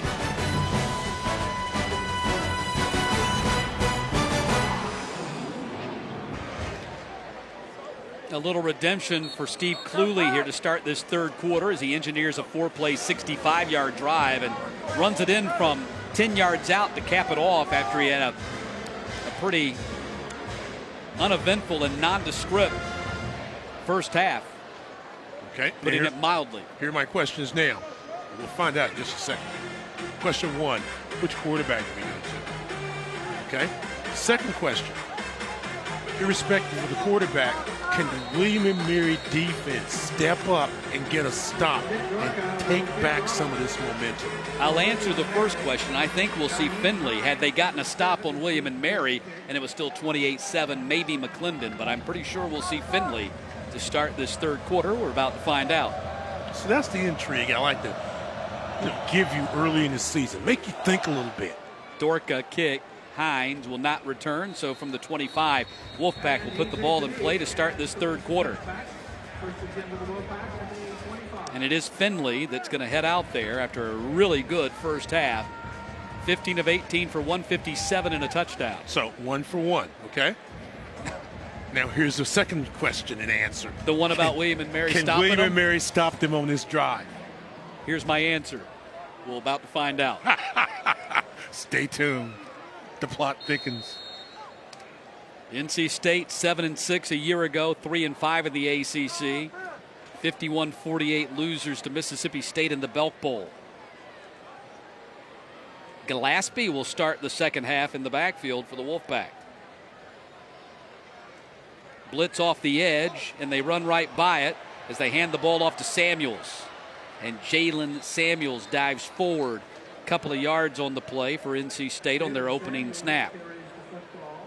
And I brought up what they did last year to say that Dave Doran told us going into year number 4, they're happy to go to bowl games, but that's not the goal. They got to take it to the next level. There's no question about it. They have to take it to the next level. Schedule's tough this year, no doubt about it. Hines on the catch, and Hines up to the 29-yard line. Fourth catch of the ball game for Naheem Hines. Nice open field tackle by Aaron Swinton. We talked about Swinton early in the ball game with the interception a moment ago, stretching a play to the outside, not able to turn the corner. NC State now faced with their first in a long time, third in a long situation. Can they convert? Be real important for William and Mary if they can stop them, get off the field, and get this offense back out there. Pack 8 of 9 on their third down so far in this game.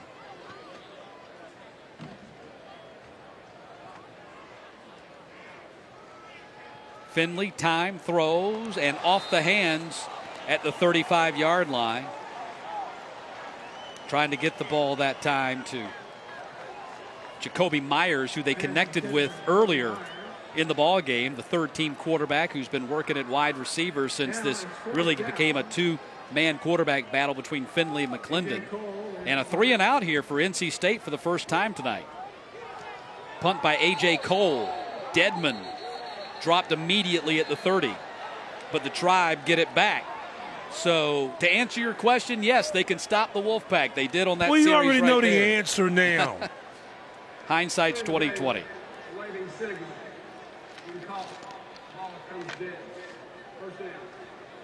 So now, after the official Jeff Flanagan stepped in and gave us an explanation, we'll take a timeout.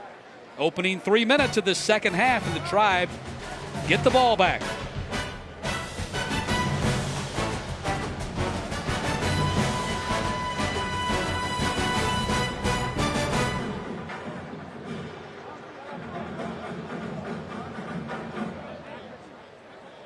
On November 5th, 1977, junior running back Ted Brown bullied his way through 9th-ranked Penn State's defense for a school record 251 yards, a single game rushing record that still stands for NC State and against Penn State. Brown ran through all of his number 23 tearaway jerseys and finished the game wearing number 19. Each Wolfpack home game week, check out Pack Athletics social media accounts to vote on your favorite moment in history presented by Butterball. Your favorite moment could be featured during the game.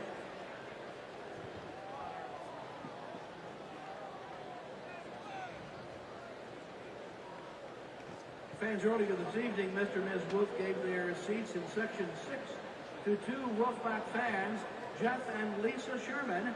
They were upgraded from their seats in Section 10. Make sure you're in your seats early for a chance to be upgraded this season at home games.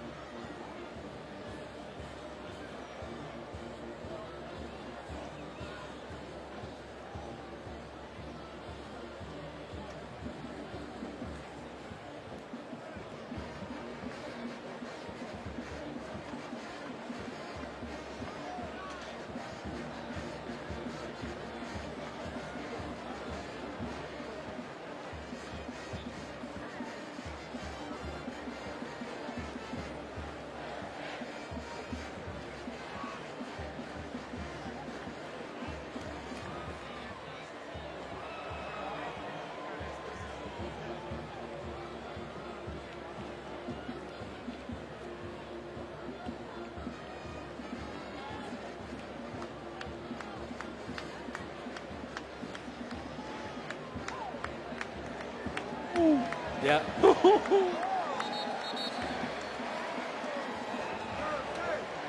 Opening minutes of this third quarter, NC State leading William & Mary 28-14. Matt Stewart along with Stan Luter. The opening night of the 2016 college football season, what is being billed as the best opening college football weekend schedule ever. And right now, App State with a 13-3 lead at Tennessee in the third quarter. UT Martin has hung tough at Cincinnati. It's 14-7 Bearcats, and that's early in the fourth. Here, the Tribe trailed the Wolfpack by 2 touchdowns as they go back on offense. 1st and 10 at their own 30. Thunderbird gets the handoff, tries to get to the outside. He will not be able to get there. Nice open field tackle by the corner, Mike Stevens. Thunderbird showed a little strength that time. Goes inside, bounces to the outside, shows the old-fashioned stiff arm. Did a lot of work only to pick up 3 yards. But got to be very impressed with the young Mr. Thunderbird. 2nd down and 7. William & Mary, 1980-1 all-time against current members of the ACC. Last time they played the Wolfpack back in 2008, they lost by 10. Stevens, another big lick, this time on the run by Dedman, and Dedman gets the flag that he was looking for. I hope this is not going to be targeting, because it appears to me that Dedman was slipping the point of impact. After the play, unsportsmanlike conduct, number 44, offense. Wow. That is number 44, first unsportsmanlike conduct foul. 15-yard penalty. The down counts, 3rd down. Andrew Kaskin had nothing to do with the hit by Stevens. So Kaskin away from the ball. Watch Kaskin at the end of the play. There he is, shoved to the face mask. And that's a costly penalty, the 5th penalty of the ball game for the Tribe. Oh, come on now. You're going to get chewed out for it, but this is football. Get him off, you get him off. 3rd down and 20. Do you think Tough Jimmy penalty. Laycock bought that explanation? Not a bit. Handoff, Anderson. Anderson up to the 24-yard line. He got 4 yards on that play. But you think about this. Your defense finally holds NC State. Your 1st down play goes for about 3 yards, and there's a hard 3 yards.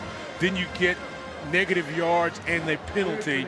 as another William and Mary player is down, and then you're forced to really play safety with a draw play or some sort and picks up a few yards, and now you're 4th down again. It's the senior center, Kevin Jennings, who's down on the field right now. One of the 4 returning offensive line starters. Yeah, and they first year actually as a starter, but they really think of him as a reliable player. And it's kind of another guy that's waited his turn to get out and play. And so Kevin, 6'2", 280, hope you get well soon.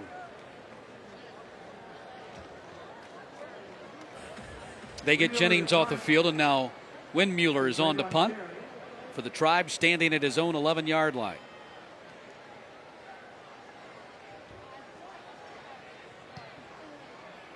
And Cherry will take it at the 36 with the fair catch, and that's where the Wolfpack go back on offense for the second time in this 3rd quarter.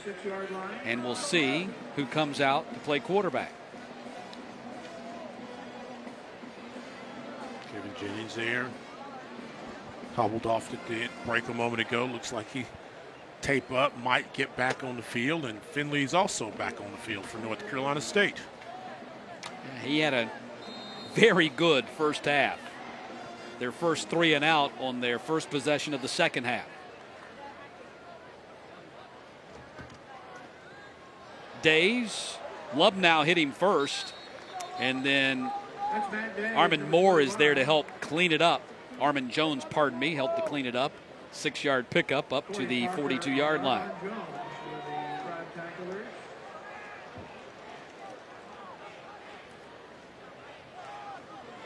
Days, first down. Slices through the defense. He was a cut away from maybe going all the way. DePietro making the tackle. And you just have to wonder what NC State's season could have been had he not gotten injured late in the Clemson ball game, missed the final 4 or 5 games, close to 1,000 yards rushing. Days again on the carry, down to the 43-yard line. Corey Parker making the stop. Days is one of those guys that gets stronger as a runner. The more he carries the football, a nice little cut there, change of direction, pick up a couple extra yards. But, you look at this combination of running backs of Gillespie and Days, and we haven't even talked about DeQuay Nichols yet, and also with Samuels.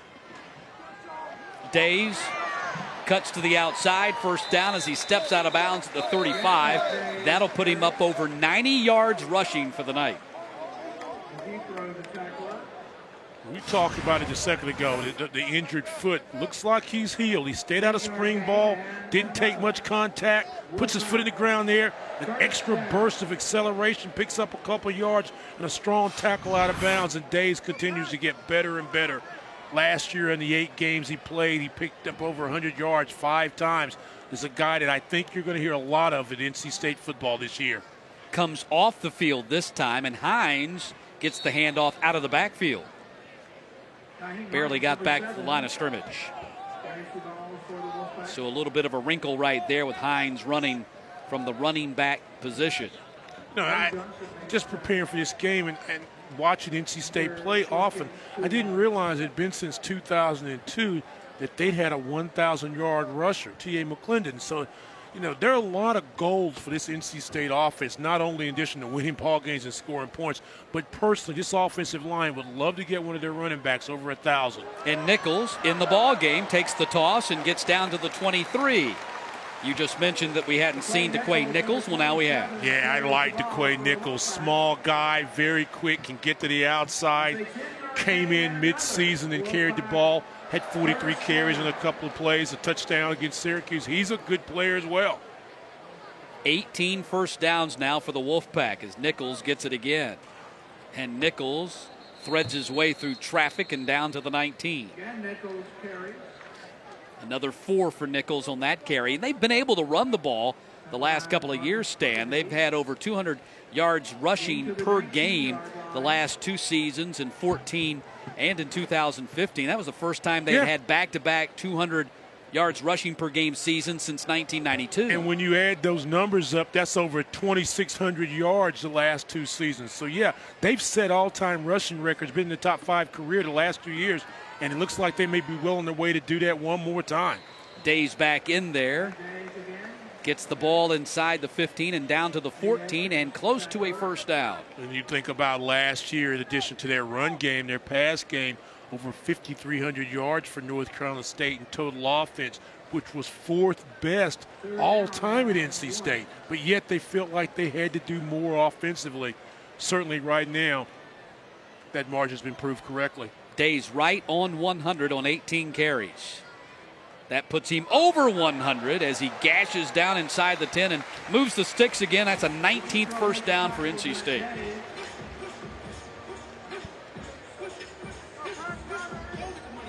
So NC State has mixed the plays well in Eli Drinkwitz's first game as the offensive coordinator. When it comes down to it, they've also used their brute strength. So first and goal from the 8. Samuels in motion. He gets the speed sweep handoff, and he will trot into the end zone. Second touchdown of the night for Jalen Samuels, as Days and Samuels pick up right where they left off a year ago, splitting 4 touchdowns between them so far tonight. And now it's a 34-14 NC State lead. And very similar to a touchdown we saw a moment ago out of Samuels. A little misdirection. There's Cole leading the way, gets a little block there. Doesn't need to do a lot. Samuels does the rest. So Samuels is running in from 3 and 8 yards now tonight. And the PAT by Bambard makes it 35-14. So Jalen Samuels, his numbers tonight: 76 yards of offense from the line of scrimmage and a couple of touchdowns as NC State has reclaimed a 21-point lead.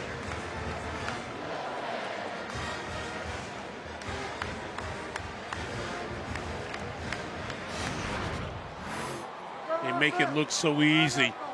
You've got your eyes on Days, and then you just kind of on the fly sweep, get the ball to Samuels, and he's so quick he really runs away from the blocker. Ed Cole out there to help lead the way. But a very, very impressive drive. After being stopped the last possession, NC State wastes very little time. 10 plays, 64. Yeah, all 10 plays on that drive on the ground. And again, NC State using their size advantage and brute strength to muscle their way to the big victories. You take a look at NC State's upcoming schedule at East Carolina next Saturday.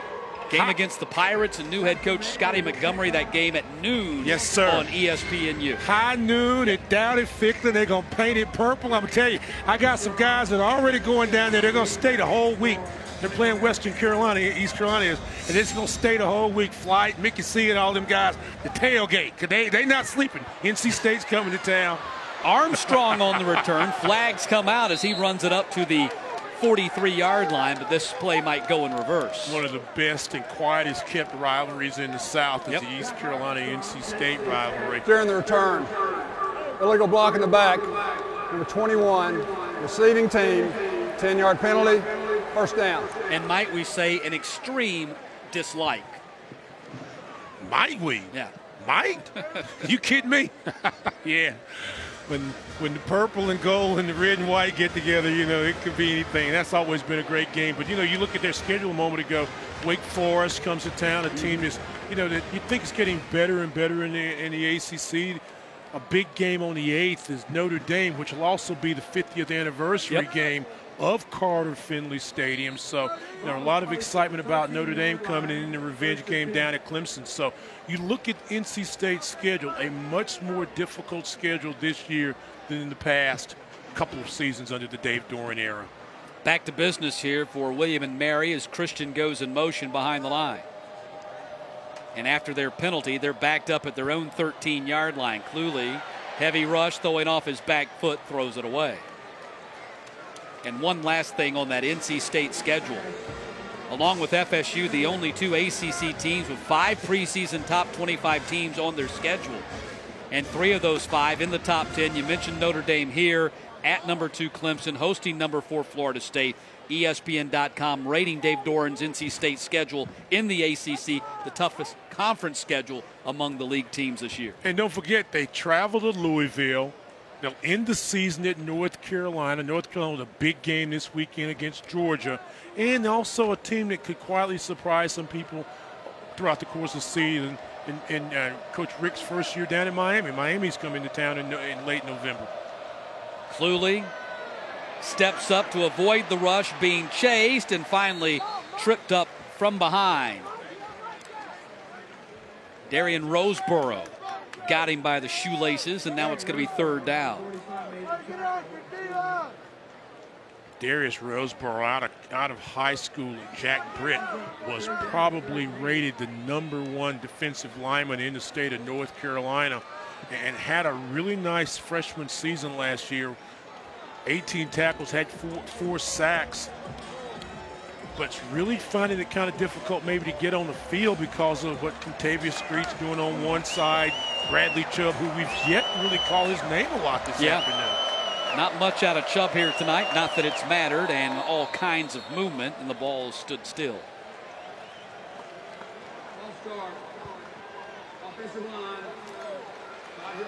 False start, and Jeff Flanagan just says the entire offensive line. They couldn't pick just one guy out. 2 men to count. William and Mary, 1 of 3 on third downs in this game. You contrast that with NC State, 9 of 11, and just the amount of opportunities they've had on third down to convert. Kind of tells the story. Is that trying to keep a running tally? 6 or 7 penalties for William and Mary so far.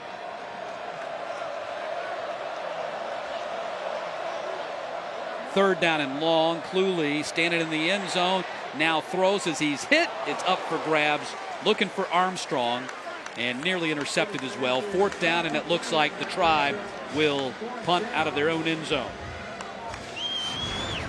Having a tough afternoon. Cluley under pressure in the end zone's got to get rid of it. Roseboro making everything count in his moments on the field. Says Cluley, got something for you. And to answer your question from a moment ago, now 8 penalties on the Tribe, 7 on NC State. Yeah, and you think about last season, this was a team that never had over 8 penalties in any ball game, and 6 was their high. They did it a couple of times. So they have really done some things uncharacteristic for William and Mary football. Well, there's no question about it. They've been ranked in the nation's top 10 in fewest penalties and penalty yards per game the last 5 seasons. They have been their own worst enemy here tonight with not only penalties, but also turnovers that have doomed their chances.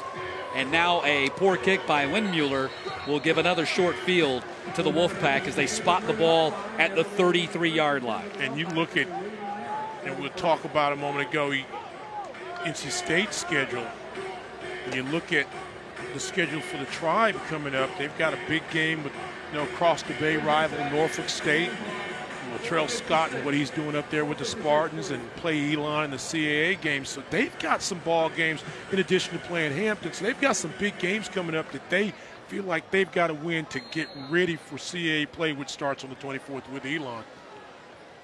Finley stays in there at quarterback. Option. And tosses the ball to Days on the cutback. He might go. Stopped inside the 5. Wow.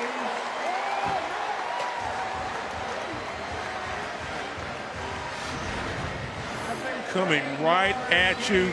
Pull the guard, get a block there. Seal right inside by Samuels. Another block downfield, and just let it run and rip. The big guy going, Matt Days. 136 now for Days. Gets stonewalled at the 1-yard line. Inside the 1-yard line on the subsequent carry.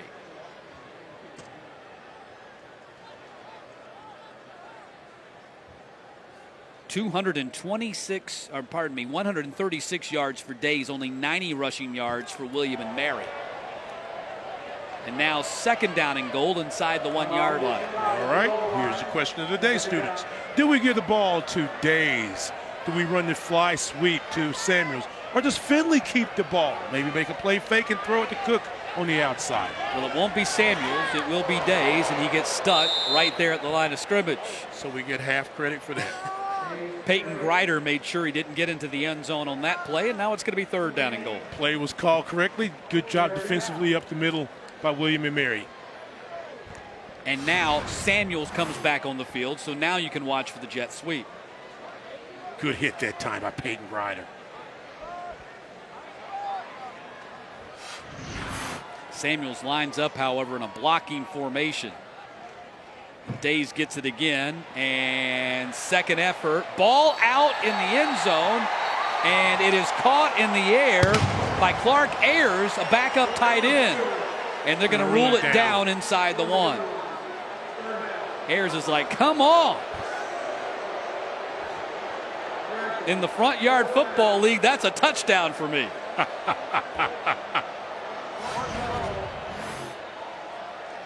You're going to say forward progress was stopped. Yeah, he's down. Short of the goal line. That play is under review. So we get our first review of the night. And the new ACC review policy in the centralized location this year. Back at the home office. Trap, come inside, over a blocker.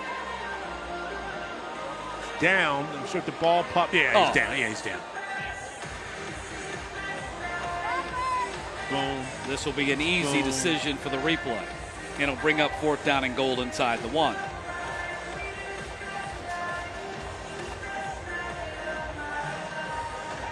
So, you know. Yeah, see his elbow down, then Corey Parker in a pulls sense, the ball out. You know, Stan, in a sense, I think that Dave Doran is pleased with the fact that this is a 4th down and goal inside the 1-yard line, because this is a situation you're going to face later in the season, and you want to see your guys try to get it in the end zone on the 4th and 1.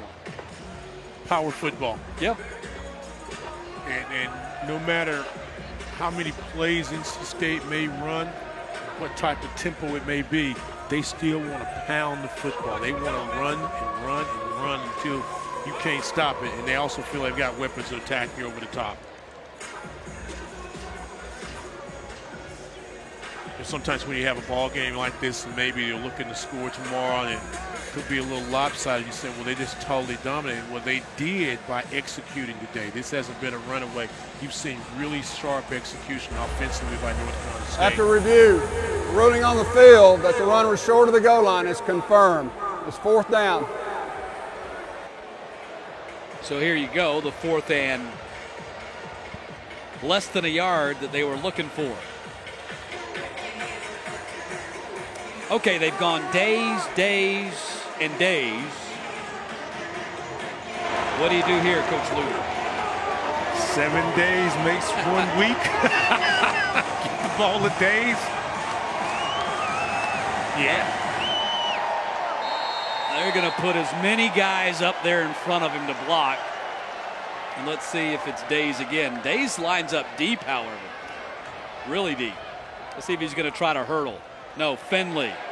And I don't think he got in. It looks like they got stopped on that 4th and 1.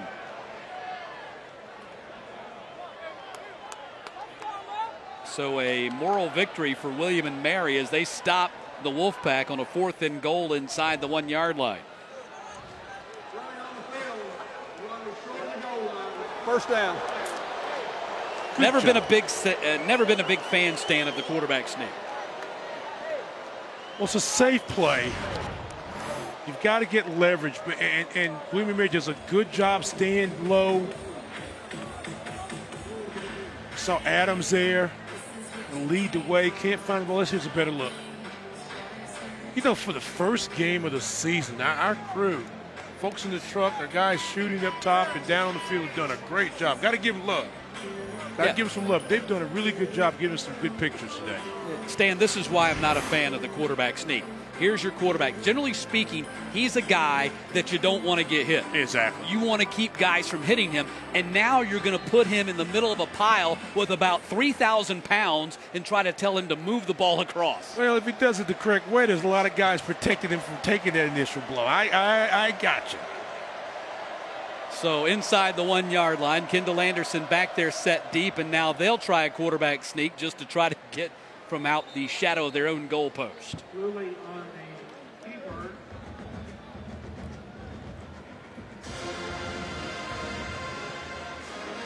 So down in close quarters, this game on the last couple of snaps has resembled more of a rugby match. As we approach 2 minutes to play here in the third quarter, Matt Stewart along with Stan Luter. Thanks for joining us. 2016 season opener and the start to what we're calling the best opening weekend of college football ever. Man, is it ever. And App State leading Tennessee 13-6 in the final minute of the third quarter. Talk about an upset to start this season. Tennessee picked to win the SEC East, and App maybe the best team in all of the Sun Belt Conference. That was Anderson on the carry. They just have not been able to get their all-conference running back loose in this ball game. And one of the reasons why has been the dominance of the defense. That front seven has really done a nice job of containing, fighting off blocks, and really pursuing the football. With Fernandez had his hands on the ball, got an interception, been around it all afternoon. We keep talking about Contavious Street in the second half. Roseborough's come up and made some big plays. The defensive front seven for North Carolina State's done a really nice job controlling the offensive line of William and Mary. Anderson 5 of 8 rushing the ball in this ball game for a guy that averaged 109 a game a year ago. Deep pass and nearly intercepted. Tocho back there on the coverage with Dedman. The Iron Wolf, Jack Tocho. Respected players, the captain of the team, does a great job in coverage. He's already got his degree at NC State in accounting and comes up with just really good coverage on an outstanding wide receiver in Devontae Dedman. And that Iron Wolf award to which you were referring goes to the top overall strength and conditioning performer during the offseason. Windmuller standing in his own end zone, and a low snap, boots it away. This is returnable from the 45 for Cherry. And finally decides to go right up the middle and is dropped at the 33-yard line. So great field position once again for the Wolfpack. We'll see if McClendon gets his shot here. A 12-yard return.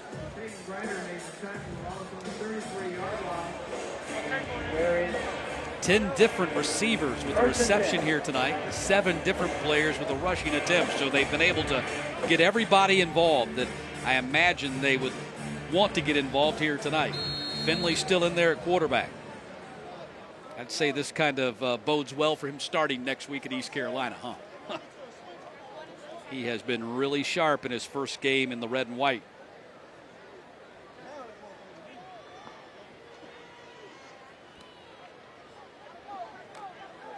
Gillespie in there at tailback as the play clock is down to 2 and 1, and they finally get it off.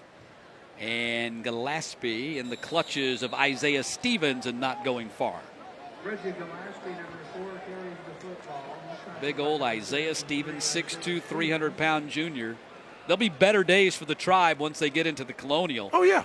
Oh, no question about it. Their preseason pick number 2 behind 4th-ranked Richmond, the team that was their nemesis a year ago, beat them twice, including a humbling victory in the second round of the FCS playoffs. They kind of use this ball game as a measuring stick for, like I said, CAA play, 2 big local rivals in Norfolk State and Hampton coming, and they look forward to playing them. And again, the game they think about is at the end of the season when Richmond, they play the Spiders again. End of the third quarter in Raleigh. It's been all NC State as they have outscored the Tribe 28-7 since the first 2 drives of the ball game.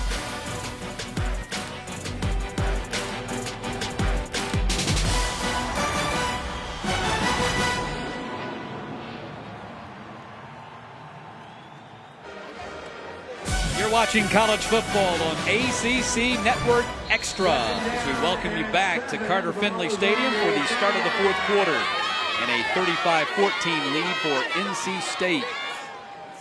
Second down and short for the Wolfpack as we begin the fourth quarter, and Hines with the run inside the 30 down to the 25. Last 33 seconds of regulation in Storrs, Connecticut. UConn and the Black Bears of Maine tied at 21 on this opening night of the college football season. Indiana, 12-10 lead on FIU. Less than 3 minutes to play in the third, and now in the fourth, App State still leading Tennessee 13-6 on Rocky Top. Finley fakes the toss and got dropped by Lubnow at the 22-yard line and close to the first down. Not quite to the 22, so it's going to be close to the measuring sticks. Didn't get there, so fourth and short. They just failed on a 4th and goal inside the 1. Do they try to play power football again? Go inside. Continue to go inside. Run it and run it and run it some more. Isn't this the anniversary, maybe the 8th or 10th year anniversary of the Appalachian State, Michigan State. Michigan. Yeah, it is. Michigan. It was 06. Yeah, 06. This is what, 16? This is 16. 10 all years year. to the day. Less than about a foot. They bring Jalen McClendon in from the sideline to let him run the offense here on this 4th down play. McClendon 6'5", goes about 205. Big, strong. Played in the system where he did run the football quite a bit at West Meck. Watch him throw it. Nope, going to keep it and get the first down. So they move the sticks and keep the drive alive with McClendon. Let's see if they let McClendon finish out the drive. Yeah, that's good. Keep him in. Give him an opportunity to make some plays. And then take the next drive over. What do you think about this carrying the quarterback competition into the first game? I like it. And for young guys, it keeps them sharp. Have to be efficient. Gillespie knocked out of bounds inside the 15. And it also makes you, and you see Finley coming back now, it also makes you understand that you've got to be ready to play at a moment's notice, because you're only a play away from the number 2 guy being the number 1 guy. It's an interesting concept and not one you see exercised very often, because typically the quarterback competition is not a competition once the season starts unless a quarterback just fails. Unlike any of the other positions on the field, they throw the ball out here to Samuels. Got a man to beat. Does. Touchdown. 3rd touchdown of the night for Jalen Samuels. But there is a flag down on the field. Offside. 73 defense. Penalty will be declined. Play results in a touchdown.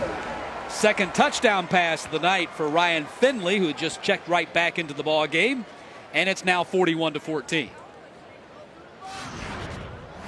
They've had so much success this afternoon with just a little quick pass. This time a little play option. Get it to Samuels. A good block again downfield, and Samuels very easily finds the end zone. And the kick is blocked. The kick by Bamberg is blocked and covered at the 20-yard line, so a failed PAT. And not a good mark on your ledger when you're battling for the kicking position. Don't know if that it was his fault. Oh, just breaks it. He never had a chance. Yeah, not his fault. Bill Murray with the block on the PAT, and the score remains 41-14 here in the opening 2 minutes of the 4th quarter. Jalen Samuels, 10 touches and 90 yards from scrimmage, 3 touchdowns tonight. Just get the ball to him. He makes plays. Fly sweep, goes in for a touchdown. Watch the blocking down there. You got to love that. Cole does a nice job there. But his versatility, we talked about it, 16 touchdowns last year. Finds ways to get in the end zone. 3 touchdowns already today. Done it running, catching, been in the slot, plays the fullback position. Next week, comes to the game early in Greenville, is going to help pop some popcorn and get ready for the big picking down there. Does a little bit of everything. Remember this name. Everybody's All-American, Jalen Samuels.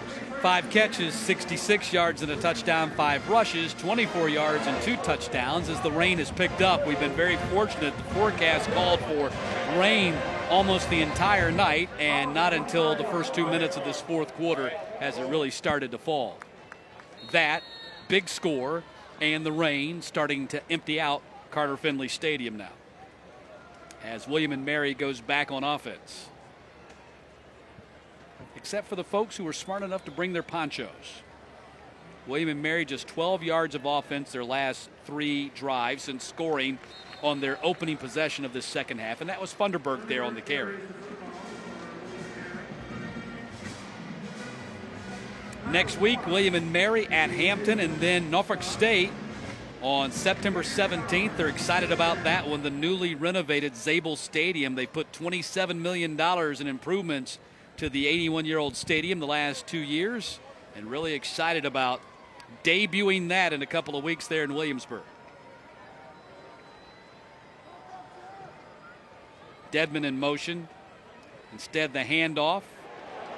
And Funderburk gets stopped dead in his track by Arius Moore. Wow. Wow, did you see how quickly Arius Moore comes up and makes that play? And we talked earlier about Chubb being one of the leading tacklers, but the #1 returning tackler for this NC State team is the 6'3", 6'2", 237-pound junior, Arius Moore, and he hits you from a lot of ways. Remember, he tracked down the player in the first half, shows speed along with power. 3rd down and long. Cluley fires, and that is complete up to the 32-yard line. And I was watching Jonathan Moore, Dunn. That whole play. And he did a really nice job of dropping in coverage. See, watch his eyes. Watch his eyes. He says, okay, I see the ball. Now let me go attack it. And a man down for William & Mary. Dominic Martinelli, the right guard, is down on the field at the 19-yard line with 4th down coming up.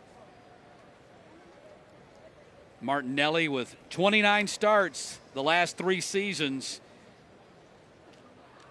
Having a hard time getting up right now. 4th and 2, William & Mary punting after they got Martinelli off the field. Windmuller in there again. One of their 2 all-conference kickers. Dorka, the other, of course, the place kicker. They really haven't had much of an opportunity for him tonight, but that'll come later in the season. Fair catch, looking up into the rain, and Cherry makes that at the 22-yard line.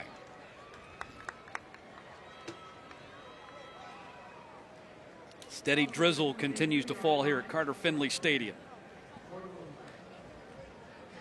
And you mentioned a few moments ago, back a quarter ago, October 8th, that'll be the big 50th anniversary to the date of the opening of this stadium back in 1966, and they'll have none other than Notre Dame coming to town for that anniversary. Bring Notre Dame in here, broke ground, see, honoring 50th, they're bringing players back and dignitaries. So you'll be here. McClendon throws complete to the... Yeah. If I try to swing that. You said dignitaries were going to be here. That is true. That is true. I just assumed it was you. Initial investment, $5 million. I think is what this stadium cost back in 1968. You look at some of the real dignitaries of NC State history, Torrey Holt, Mario Williams, and Phillip Rivers. By the way, the catch on that previous play was Thaddeus Moss, the freshman son of Randy Moss, making his first collegiate catch. Doesn't want to let that pass by with no fanfare. And then the run by Nichols picks up a 1st down. And they are really excited about him. Comes from a great program over in Charlotte at Mallard Creek High School. Last year had 58 receptions and is really just a tremendous athlete. Huge guy. Goes about 6'4", 250 pounds. Tossed by McClendon. And Nichols with some fresh legs runs over a couple of guys and gets out past the 45-yard line.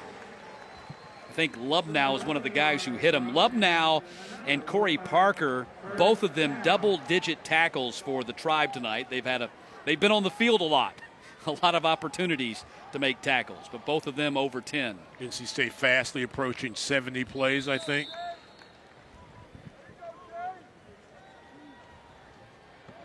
Thaddeus Moss right there out of Mallard Creek. His hometown, Charleston, West Virginia. Of course, Randy, his father, native of the state of West Virginia. Started out at Florida State, ended up at Marshall, and of course, number 2 on the NFL's all-time touchdown receptions list.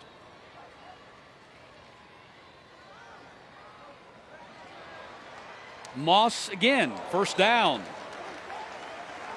Wow. He's a big young man with a big head of steam when he gets the ball rolling, 6'4", 247. Tight end under, just try to get him out. Get him running downhill, good hands. Highest rated recruit in the 2016 freshman class for NC State. They're only on their depth chart, they're too deep. They've only got 3 freshmen listed this year. So again, the future is really high for North Carolina State football. Oh, wow. And that is Frazier. First time we've seen Johnny Frazier run the ball. The star out of Princeton, North Carolina High School, rushed for more than 7,000 yards, scored 109 touchdowns in high school, and you heard the ovation from the crowd when they realized it was he who carried the ball. And Richie DiPietro really laid the lumber to him, and he just bounced off and picked up another couple of yards. There's Frazier, first down for him as he gets it to the 30. They had a guy maybe about 20 years ago that ended up going to Duke, Mike Atkinson, I think it was his name, and he had similar numbers at Princeton High School, right outside of Goldsboro, North Carolina. Really a power. At the time, I think they were maybe 1A. They still maybe 1 or 2A in North Carolina, but really a good program.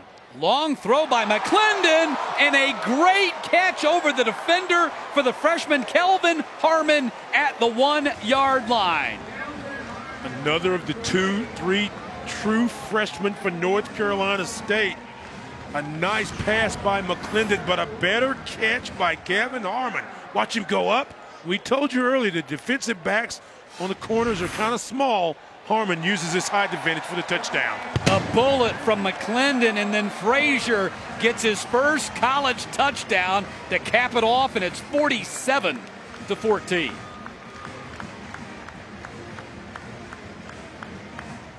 Well, a couple of glimpses into the future here on this past drive with Frazier getting in the mix and Harmon as well. And Moss. Moss with a nice kick out block there. Bamberg, the PAT, connects. And with 8 minutes left in this one, NC State has turned it into a rout.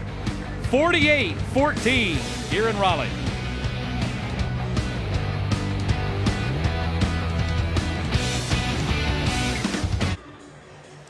Well, the much anticipated debut of Johnny Frazier on the 1-yard touchdown run.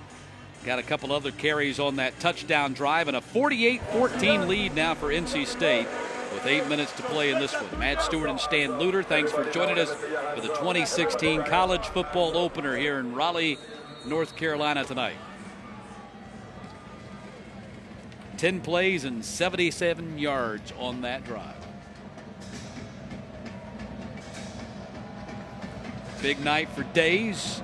He went for 138, scored a couple of touchdowns, and his night is likely over. Return here for Christian. He brings it up to the 31.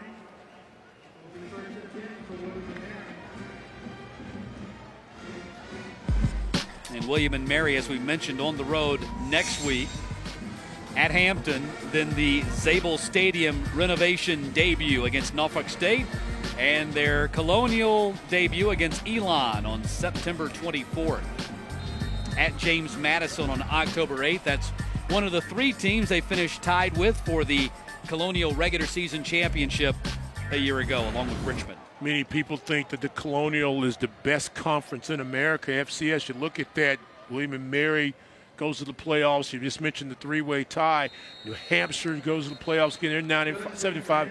James Madison, which is ranked as high as number 3 in the country last year at one time. And then Richmond. Very tough football, and this William and Mary team, keep your eye on them. They're going to be a foe to be reckoned with as the season goes. You can bet that. Tommy McKee, the backup quarterback, redshirt freshman out of Virginia Beach, has checked into the ball game to finish this one out.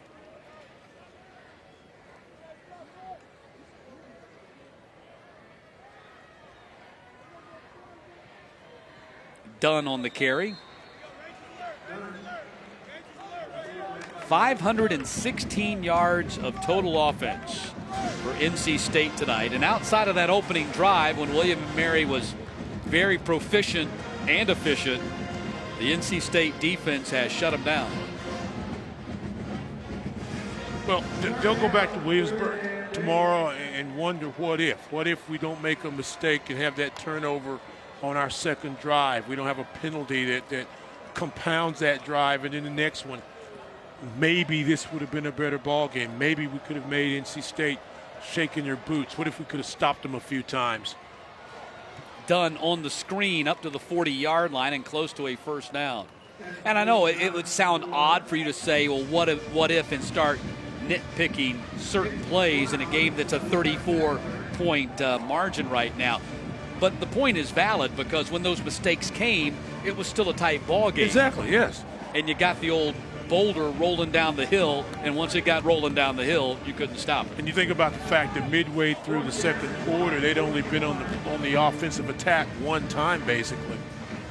So NC State did what they had to do offensively and defensively, and this guy, Steve Cluley, didn't have his best game of his illustrious career at William & Mary, but certainly better days are ahead. So 4th down and 1. They call a timeout as the play clock had run down to make a decision on whether they'll go for it or not.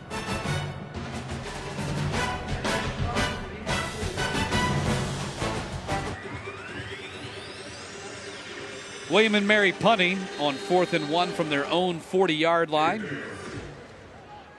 as we are down to our final 5 minutes and 46 seconds in this season opener. Windmuller back out there. And a poor kick off the side of his foot and to the right and out of bounds. And let's see where they mark this one off. Not too good. Let's see. Still waiting for the spot. 38-yard line is where they'll spot it. So that'll end up being about a 22-yard punt for Windmuller. So he's had a couple of bad ones here tonight. Outside of Devontae Dedman, not a whole lot of happy stories for the Tribe this evening. Dedman with a nice performance. And you had to be encouraged by the drive, the first drive of the second half also. Yep. But other than that, you're right. McClendon fires short.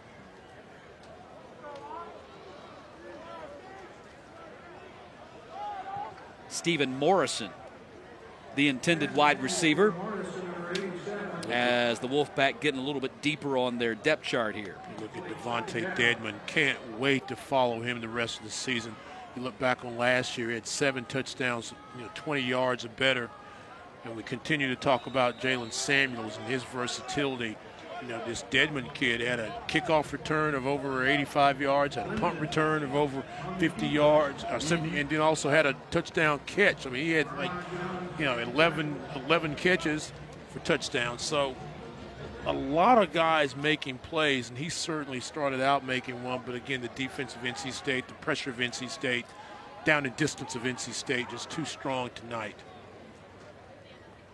3rd and 6 after the run by McClendon. Little spin move off balance and hit from behind and dropped at the 32-yard line. Quarterback sacked by Josh Delaney. Delaney kind of banged up early in his ball game. Glad to see him back on the field. High snap, tried to make the spin. Delaney comes from the outside, does a really good job of staying with the play. Quick snap here. So 4th down.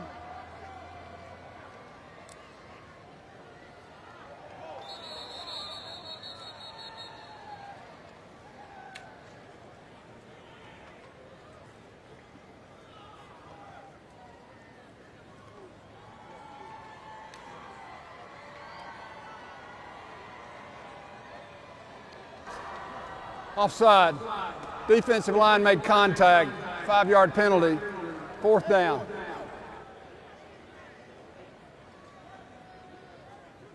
one thing that both coaches will caution their teams about is not being careless the final few minutes. You see maybe a little ball movement ahead or a head bob that leads to an offside, but it was 4th and 16. So those 5 yards aren't going to matter a lot. Just the second punt of the night for A.J. Cole. He won't even have to take a shower after the game.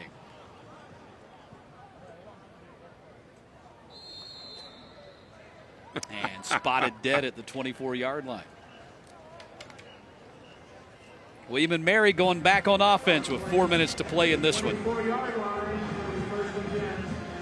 What a weekend of college football coming up. And not just a weekend. Games the next 5 days. With Florida State and Ole Miss wrapping it up on Labor Day night. App State and Tennessee tied at 13 with 3.5 minutes to play in regulation on Rocky Top. Wake Forest was a 7-3 winner over Tulane tonight. UConn beat Maine 24-21. Vandy with a 10-3 lead on South Carolina in the opening minute of the fourth quarter. Ray Tanner, South Carolina AD, former star baseball player and administrator right here at NC State. Yes, indeed. He was my man, Ray Tanner. Hired Will Muschamp. Looks like the first game of the Will Muschamp era might not be a win, but still plenty of time left in that one. But the Gamecocks offense has been held to a field goal through the first 45 minutes of that ball game in Nashville.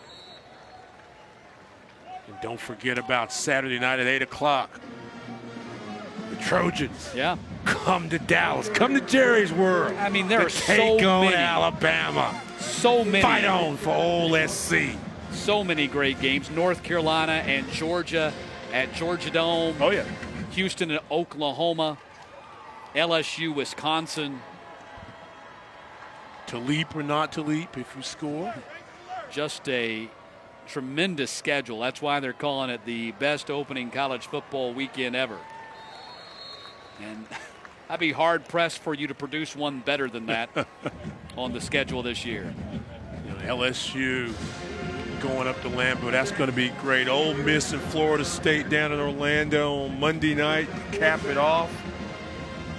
Duke and North Carolina Central in Durham on Saturday night. You'll be renovated Wallace Wade Stadium at Brooks Field. And I'll be over at Dowdy-Ficklen Stadium for East Carolina and Western Carolina. Painted purple. For you Wolfpack fans that want to tune in on Saturday night and get a scouting report of your next opponent. Well, they're going to be down there. They're going to be on their way to the beach. They're going to stop by and see the game. Punt going to roll dead finally at the 20-yard line. And don't forget a big game, Virginia. Virginia is playing Richmond in the Battle of the Old Dominion State on Saturday afternoon. So that's, Bronco Mendenhall makes his debut there. Clemson and Auburn. Clemson and Auburn, yeah. How can we forget that one? We forgot Deshaun Watson and the number 2 ranked team in the country. Man, you better get that ESPN app. If you don't have it, you better hurry up and do that. A lot of ball games. Yeah, you got your big screen TV. You can watch another game on your phone and another on your laptop. DVR some. Woo. So back on offense for the Wolfpack, likely for the final time tonight as McClendon hands off the ball. Matt Days, injured and missed the final 5 games of the season. He comes out in the 2016 opener and goes for 23 carries and 138 yards and a couple of touchdowns. They're glad to have him back.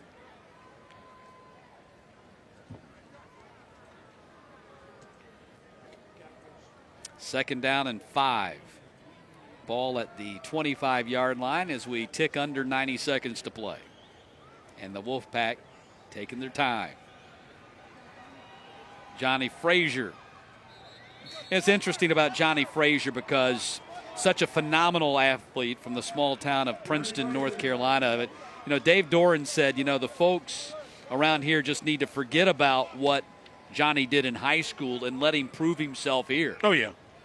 And when you come in with such high expectations, you become kind of a legend in the state with what you did in high school. Getting to college and he came from Princeton, the smallest level of high school football in the state of North Carolina. You come to the big time, the water's kind of deep at first. Yeah, but 7,000 yards is 7,000 yards. I don't care how you shake it. And there have been a lot of guys that come from small places that done big things. So, you know, he's just got – his biggest problem is he's got so much competition in practice. Well, that's a good thing, though. It's a good thing. It is. That's going to do it. Dave Doran starts his 4th season as the NC State coach with a 48-14 victory over William and Mary. And next up, at East Carolina next Saturday. Very impressive win by North Carolina State. Dominant, as they said they had to be on the line of scrimmage, making plays. And a debut of an outstanding young quarterback in Ryan Finley. Good win for the Wolfpack.